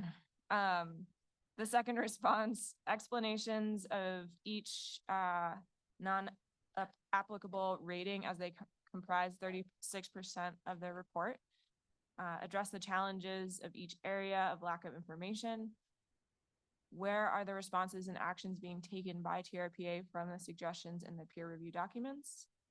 And where can the numerous constructive larger comments and suggestions by the peer review scientists be read? And the final response, most of the thresholds are either holding steady, getting worse, or there's insufficient data. No more developments or Tahoe Basin area plans should be approved until more improvement is shown. Okay, Kim Carringer for the record. Thank you so much to all the facilitators and the report outs, and thank you all for indulging us with the different format. And I can hand it back to you. Oh, to Dan. Okay, please go ahead. Before Kim does the final wrap up, I just wanted to correct a couple things or provide additional detail. So some of the comments suggested that many of the standards are NA. NA means that no status determination was possible, and there's two general reasons for that I think we've talked about before. One is there is no specified target for the standard. This has been one of the main efforts of the cleanup of the threshold standards. So the 7 AIS standards that we used to have are a good example of this, where they read something like prevent ecological impacts of AIS or reduce.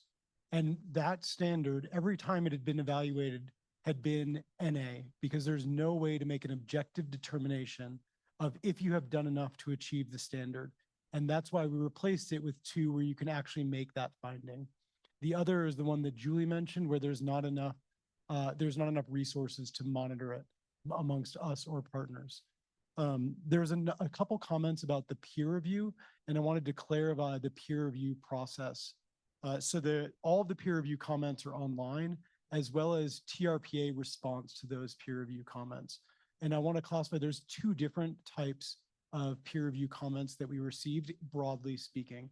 There are those that we could handle within the evaluation.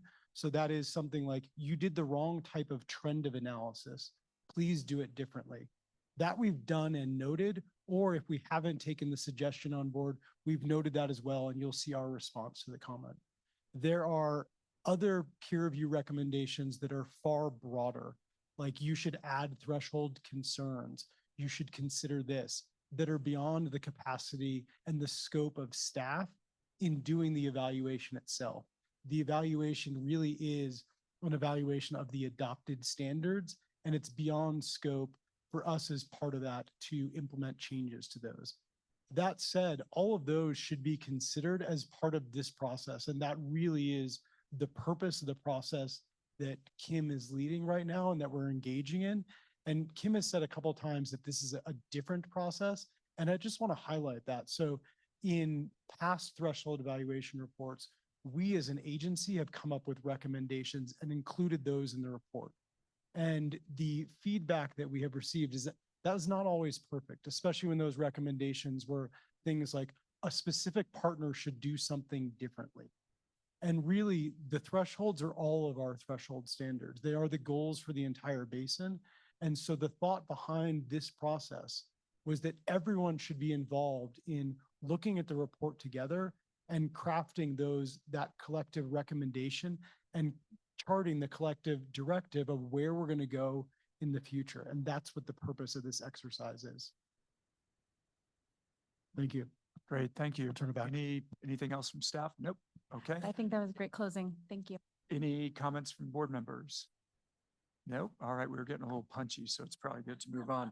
All right, as this was informational only, we will not be taking public comment on this, but you can provide public comment at the final public comment period.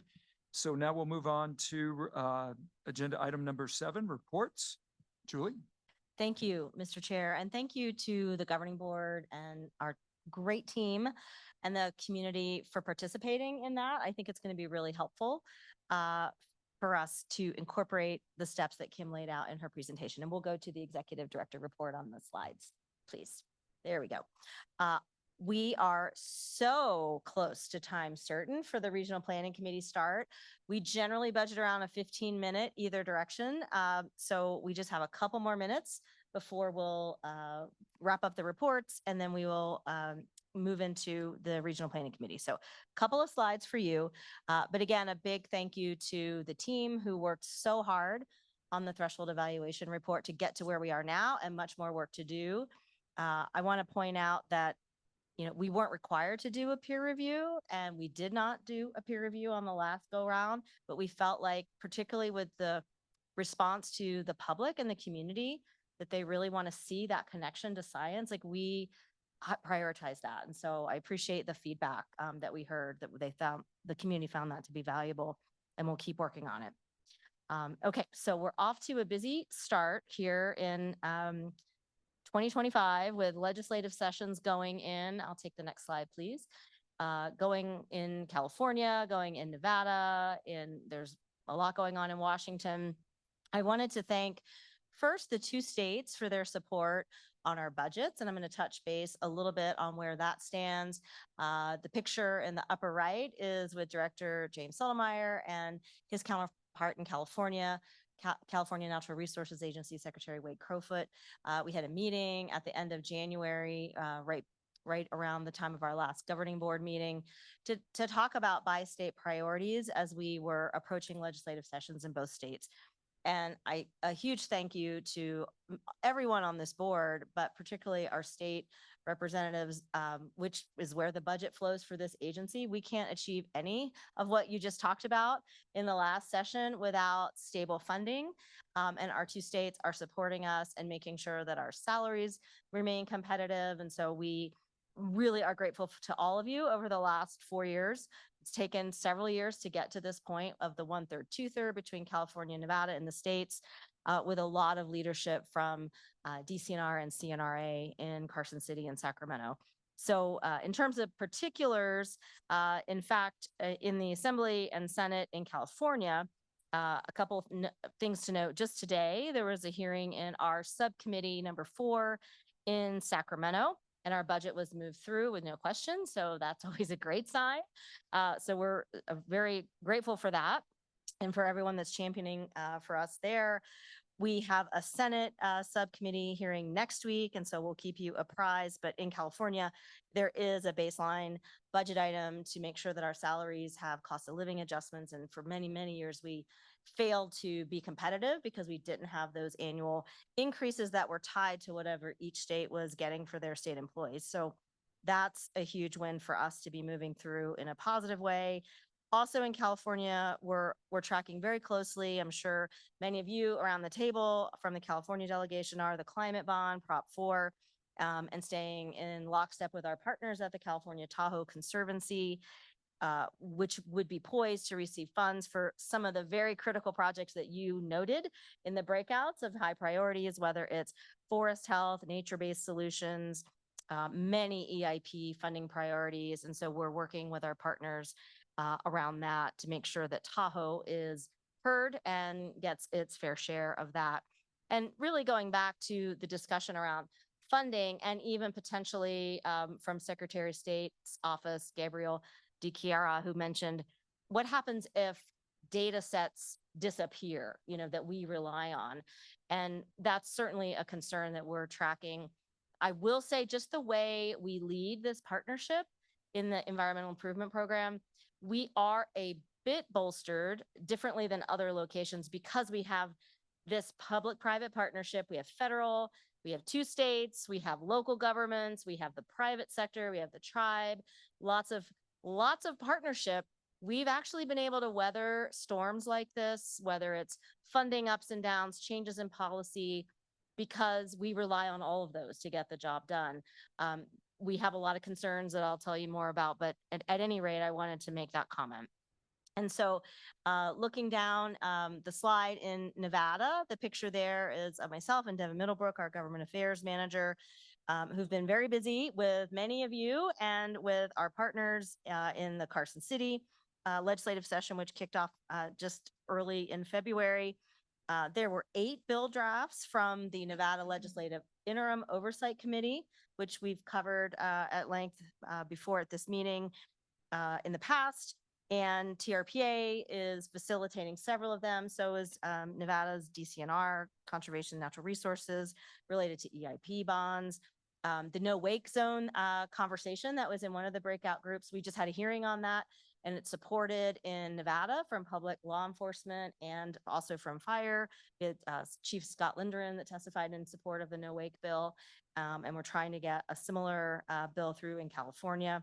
We had Transportation Day on February 4th, where we were joined by our board members. You can actually see Shelley in the lower picture there, sitting in the background, who's been a stalwart attendee. Thank you, Shelley Aldine. And we had many other members that supported us in these hearings. We presented to Assembly Growth and Infrastructure Committee, as well as the Senate Growth and Infrastructure, with transportation MPOs around the state. And we had an opportunity to brief other committees, natural resources, on our budget, on natural resources areas. At one of those meetings, we got a request about fire evacuation, since it is top of mind. And that is what precipitated the fact sheet that was at the dais that looks like this one. We got a question from one of our committee chairs about what is some history around TRPA's role in fire. And so I think this does a really nice job at a glance of that. And we'll discuss more about our role in the future with evacuation coming up. We have our biennium budget, of course, going through Nevada, and have had our, early, typically March or April is when we would normally do this. We actually had it earlier in the session in Nevada. And then we really appreciate all the work of Alexis Hill, Member Hill, who was there for Transportation Day. Board Chair Haley Williamson attended, and many others, just to support us, because there's always a lot of interest in Tahoe, and to have that level of support from the board is very much appreciated. And then just a couple quick things on the federal government. We're continuing to monitor executive orders, impacts to our grants. Our finance team is looking at our staff, our staffing support related to what % of grants are we, looking at potentially being at risk. And all the other implications of what's going on in Washington, and we'll bring you that back. We also are in the process of putting together with our EIP committee and our partners in the basin our annual Lake Tahoe Restoration Act priority list, which is due to Congress on March 15th. So we're very busy on that. I won't belabor the next slide, the annual report, but I want to make sure that you grab it, because we're really proud of the document. Our communications team, our research and analysis staff, many of other staff members have worked on it. It's a heavy lift to compile information, but we've tried to lay it out in a scannable way that basically distills a lot of great work by our 76 staff members, but also the partnership strong of Team Tahoe of like 80+ partners. So I hope that you get a chance to review that. The next slide is just a topic that came up in public comment around the Barton Hospital proposed project. This is a picture of the former Lakeside Inn and Casino site, which is just down the hill from us here. And you can see from the mud and the retention pond, some of the issues, that are happening there related to the site. And I wanted just to address a couple of things, because we've had a lot of questions. One, where are we on the project? The project process. We had a scoping period for an environmental assessment that closed the week of February 7th. We had a meeting right here in this building that had nearly 100 people. I think 85 people were here to answer questions, explain the process. We got 80 individual comment letters in that environmental assessment scoping period.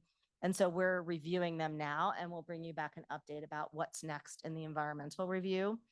And then in terms of compliance, there were a lot of questions about a cease and desist order, and there is no active construction of the site going on. So the question was, what are we ceasing and desisting? Well, there is an open grading permit on the site, and there was stormwater leaving the site, which the BMPs, the best management practices, had failed. And so we are actively working with the Barton team to shore up that site, and they have been very cooperative in terms of fixing the problem with the erosion control. And so that is underway, and additional work will be done to work on the compaction and stabilization of the soil once the site dries up as we move into the summer season. And I'd be happy to answer any further questions if any of you have that. And so what's coming up? A lot of the topics that were identified in the breakouts will be coming back to you. So we've got the threshold evaluation process that Kim laid out going through June. Next month, we will be discussing our aquatic invasive species program and the annual fee setting that you do for the stickers for the inspections.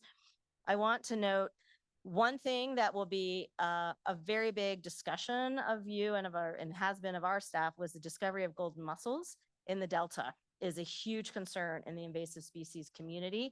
That may require us to consider changes to our policy around clean, drain, and dry and decontamination. Right now, if you show up and you're an in and out, meaning you don't leave your boat in the lake all summer and you come in and out, you only get a decontamination of hot water flush if you're not cleaned and drained and dry. So if you show up clean, drained, and dry, you don't need that. We might have to look at changing that, and we're going to bring that to you next month because the risk is so great. These are like quagga mussels on steroids. Like our whole program that was set up for boat inspections was to keep quagga mussels out. The golden mussels would be far worse. So that's going to be a big policy discussion for you. Coming up was referenced at the event center meeting, the compliance team workshop. So we'll be bringing that to the legal committee in April. And of course, anyone not serving on legal is welcome to attend and watch that. Our regional transportation plan, the RTP as we call it, will be launched for the public in April. And I want to note for April, the first day of the meeting on Wednesday will be on the North Shore. So just kind of remember for your travel, we'll be in the North Shore, either at Kings Beach or in Incline. We're still sorting out logistics. So we'll take care of the regular business there. And then the retreat will be the following day on Thursday. So it's a 2-day board meeting. And I want to make sure everybody has that on their calendar for April. And then the second day, that Thursday, will be our strategic planning session consistent with what we've done in the past. So with that, Mr. Chair, that concludes my report. Thank you. Great, thank you. Graham, did you have a report as well? I can go quickly. I think I like to use this time to just update the board on litigation developments if there are any. This month we did have a filing, so I just want to give a quick update. We continue to pursue our remedies in this case against an operator of an unpermitted boat concession, and this month we filed a motion in the Eastern District Federal Court in Sacramento to show against this operator of why, to show a motion to show cause of why they shouldn't be held in contempt, because they have been violating an existing court order that TRPA obtained to shut them down. And our boat enforcement staff last summer collected evidence, took more pictures that they continue to operate out there. And so we are, we filed that motion. We're hoping that we'll get an order from the court saying that they're in contempt of a court order, which would enable our law enforcement up here to take stronger action, hopefully this summer, if we continue to see their operations. I think that's it. I mean, the only other is just, I think like everybody, TRPA here, we're tracking changes in the federal government. People may hear about the Council on Environmental Quality sort of rescinding longstanding NEPA regulations.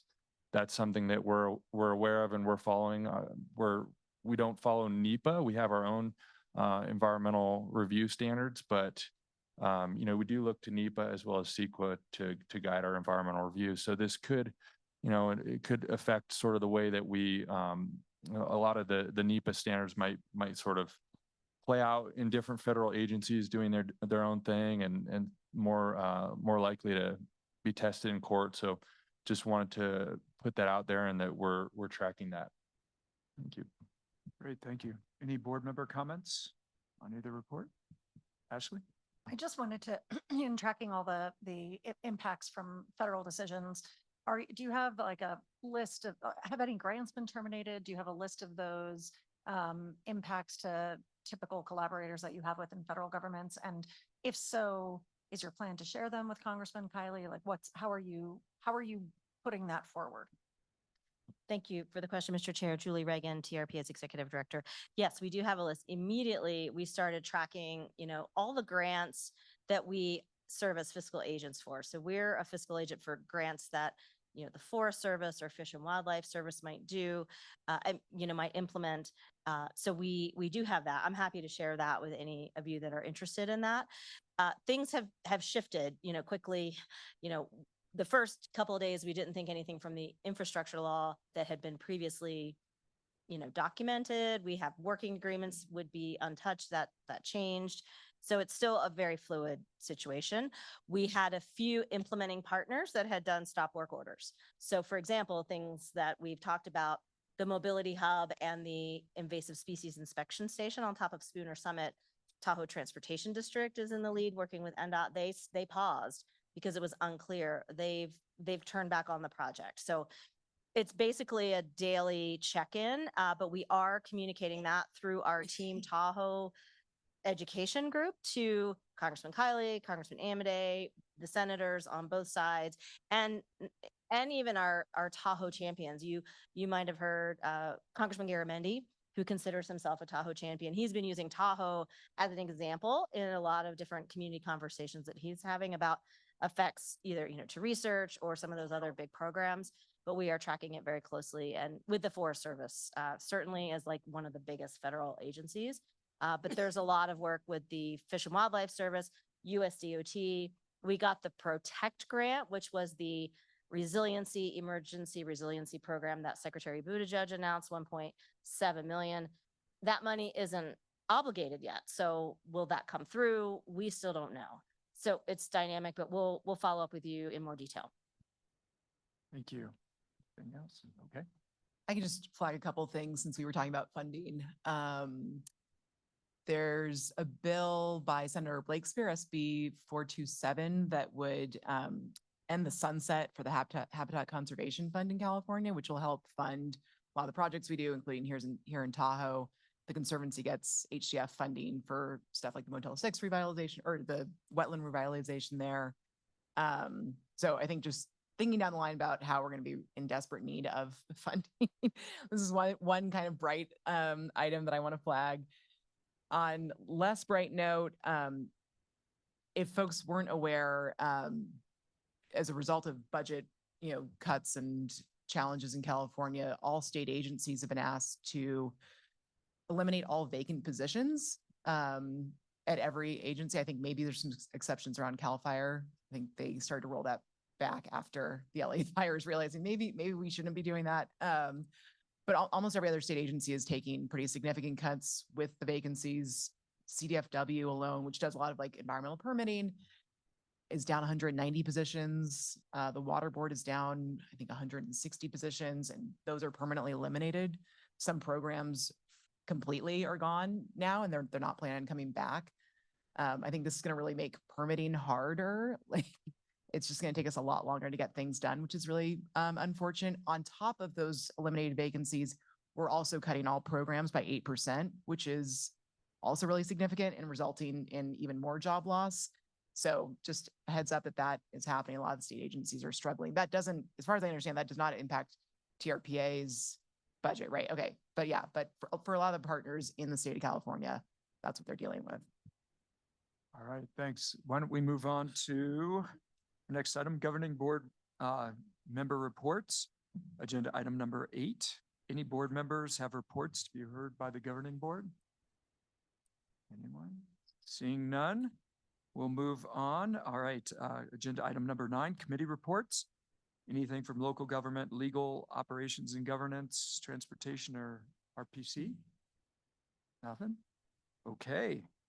Then on to our final public comment period.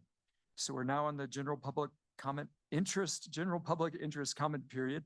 Any member of the public wishing to address the governing board on any item listed or not listed on the agenda, including items on the consent calendar, may do so at this time.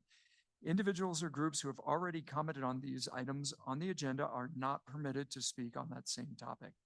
The governing board is prohibited by law from taking immediate action on or discussing issues raised by the public during this public comment period. Finally, comments must relate to matters which are in the jurisdiction of the agency. So we will hear comments up to, but not exceed 3 minutes per comment. Hear as many unique ones as we can.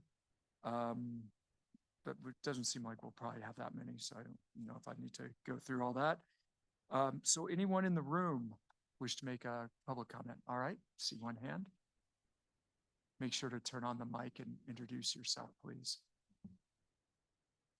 Hello, Michelle Sweeney. It's a pleasure to be back here. I'm a 20-year resident of the basin and more recently a part-time resident. And I'm here to hear what you all are discussing, and I'm really happy to hear what Director Reagan has said about the resilience of this organization in times such as these. I did prepare some statements, and then I have a couple of thoughts for you. The draft 2023 threshold evaluation staff report shows, I quote, average clarity has stabilized from its earlier decline, and clarity in winter months is improving. The winter trend implies restoration and stormwater treatment projects are having the desired effect.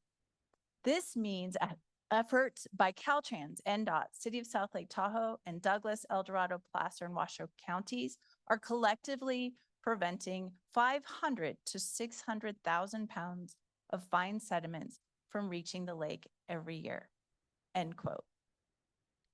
Congratulations. It's important to celebrate these things.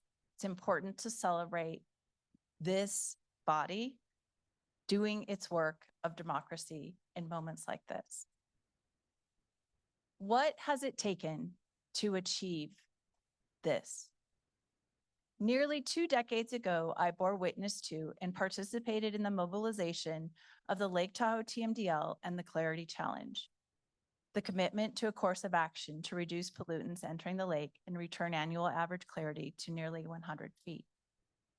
In those days, reducing fine sediment particle contributions to our lake seemed nearly impossible. Trapping such tiny particles was beyond our technology, and long-term collaboration on the necessary scale seemed unattainable. We spoke about turning the tide on Lake Clarity in terms of turning a gigantic ship for which we had to construct the rudder. Could we do it? What would it take? Today, looking back across the 2 intervening decades, we see the fruit of collective stewardship. Focus, patience, calm and steady collaborative effort have led to the basin meeting the interim objective of the Clarity Challenge. Today at the Office of Environmental Incentives, LLC, dozens of people who have contributed to this gargantuan effort over the past 20 years will meet to celebrate this success. We will also meet to bear witness to the closing of the Environmental Incentives Lake Tahoe office, which has been a home to Lake Tahoe stewardship for 2 decades. The company began work here in the arena of water quality protection, then grew into state-level contracts in Nevada and California, then regional work in the US. In the past decade, the company worked around the globe implementing biodiversity and water protection programs with the USAID. 30 seconds. No, I can't give you 30. Can you just? In light of the current United States government not honoring contracts and being past due in payments of outstanding invoices, Environmental Incentives is closing nearly all operations. As public officials, I ask you to organize our resources to buffer Lake Tahoe's precious stewardship gains against efforts to undermine them. Thank you. All right, thank you. Anyone else in the room? Public comments? Seeing no one, we'll go online. We have a few hands raised. Yes, Mr. Chair, we have 3 hands raised. The first hand up is Doug Flaherty. Doug, please unmute to make your comment. Thank you, Doug Flaherty, TahoeCleanAir.org. A point of order, Mr. Chair. My agenda item states that the threshold agenda item, that there would be a public comment directly following that agenda item. It says public comment will be heard after the breakout session at the end of the item. And is my agenda different from yours?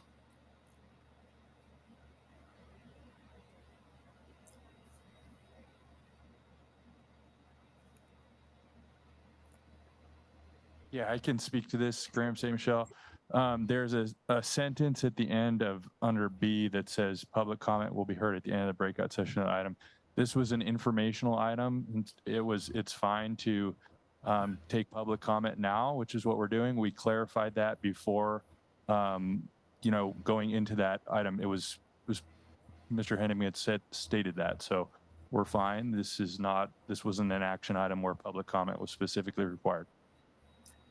Okay, thank you. You failed to follow your agenda. That'll be another open meeting law complaint to the AG. And Mr. Honeman, I believe there was a statement earlier that we actually would be able to comment. So, John, this is really amazing. You guys keep squashing public comment. And anyway, TahoeCleanAir.org adopts the Sierra Club written comments and the entirety as connected with the threshold issues.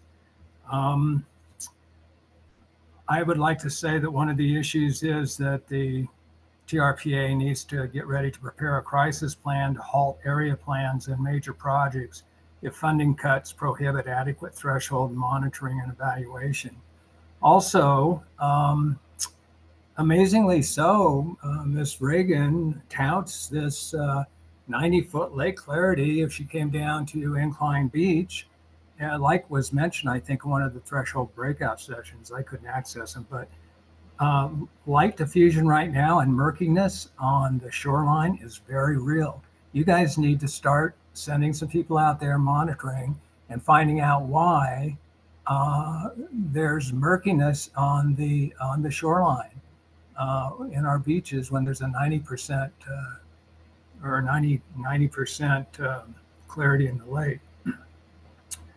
The other thing is I'd like the TRPA, once again, I'd like the TRPA to consider mediation versus having the public to go to a lawsuit. You could easily change the regional plan to reflect that.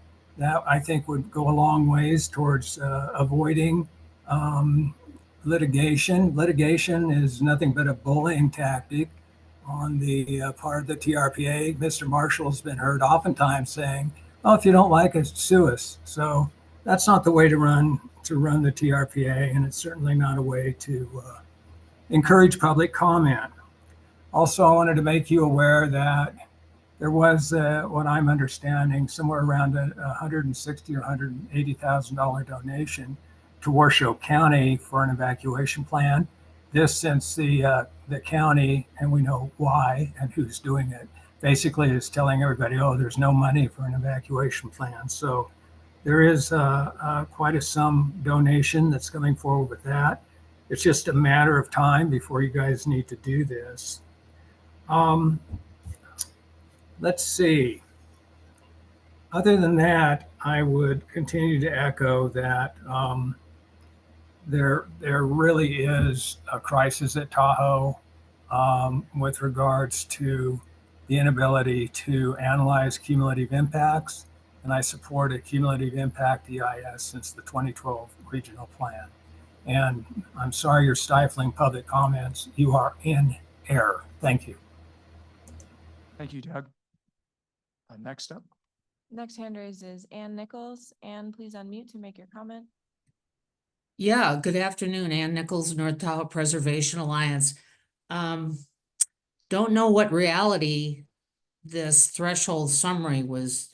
Anyway, I've lived here 55 years, been a realtor that whole time, California, Nevada.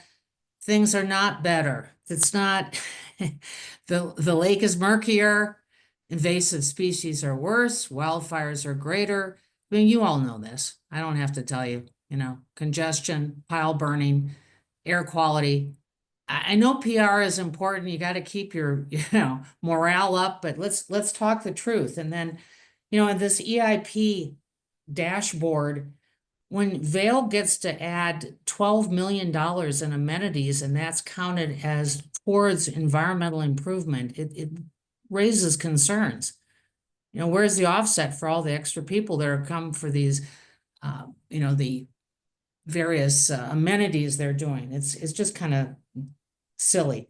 But anyway, in 431, the congestion is terrible now because everybody has to live in Reno and Carson City because they can't afford to live here because this is the land now of the oligarchs.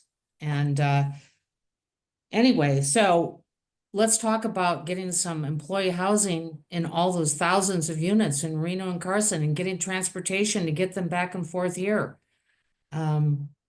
Capacity again and again. Greenwashing is, we have to have discuss this stuff critically. We just can't wash it away. The Crystal Bay shoreline is full of silver funiculars is what they are. It's to get the people down their steep lots to the lake. And they're ugly. They look like silver snakes. And that's been fine. Unfortunately, a lot of these buyers and owners, they have more money than the TRPA. They have better attorneys. So we're kind of outmatched here. Anyway, please get data from surrounding growth. And I wish you luck with all this. Thank you. Thank you, Ann. Anyone else? Yes, Mr. Chair, one more hand up. Niobe Burden, please unmute to make your comment.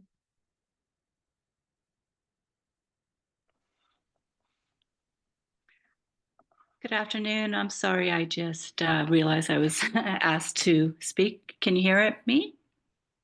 Yes. Yes. I'm sorry, Yes, can we can hear can you. We anyone can hear hear me? you. Okay, can hear thank you. you. This is Niobe Burden from the North Shore Conservation Photographer and now on the Executive Committee for the Sierra Club tag. And I just want to make a quick comment. How many people actually delved into the threshold dashboard versus read the summary report? The pie charts were obviously greenwashing of the data as they are only based on information that's actually reported, not how much information is missing. Bottom line, the TRPA is not advancing with these thresholds, as pointed out even with the recreation and scenic by your own board members in the breakout sessions. There seems to be an explanation of each NA there needs to be an explanation of every NA as they account for 36% of the required 140 threshold standards that are supposed to be attained. Has this been historically the same? It doesn't seem so looking at the threshold dashboard, which seems to go back and forth erratically between NA and insufficient data. I'm sure many have reasonable explanations, but there are many that can be addressed. I will send via after meeting public comment one such example of number 15 water attainment threshold. Everything seems to hinge on our observation of water clarity, as that is what everyone can see. Yet I've observed tremendous degradation in the lake since returning from being away from Tahoe for 10 years. I did not find the time to review all the peer review information by the Tahoe Science Advisory Council, but I will read one paragraph, the first one on air quality, just to make you aware, if I can go over my 3-minute allotment. Doctors Kumar and Bain reviewed 13 air quality threshold standards. The reviewers mostly agreed with TRP's documentation and status findings, but found the assessment of several standards would benefit from additional analysis.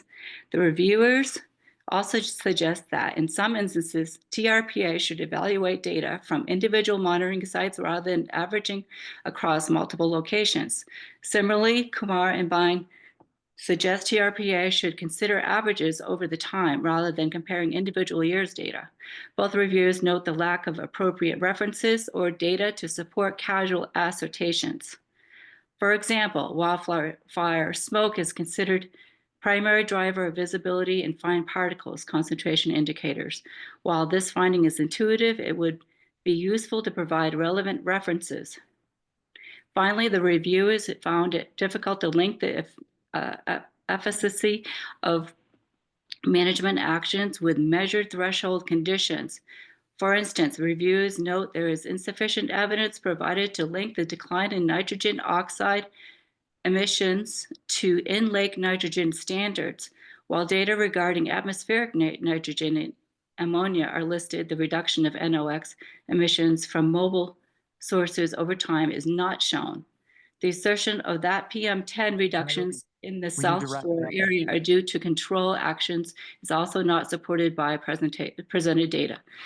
Real quickly. Okay, Thank you thank for you. listening, and I hope the board reads and takes the peer review comments seriously and acts to provide the additional resources necessary to address the suggestions We and have to- provide a we more have to cut you off. investigative and complete. Thank you, Niobe. Thank you. All right, it's just not fair to everyone else if we allow some people to go over too. So, thank you, everyone. I don't see any other hands. Any other hands, Catherine? No more hands. Okay, then we're going to close our final public comment period and move on. All right. So that brings us to our final item, which is adjournment. So is there a motion to adjourn? All right, all in favor? Any opposed? All right, motion passes. We are adjourned at 1:40 p.m. And the Tahoe Regional Planning Committee will begin in about 5 minutes at 1:45 p.m. Thank you.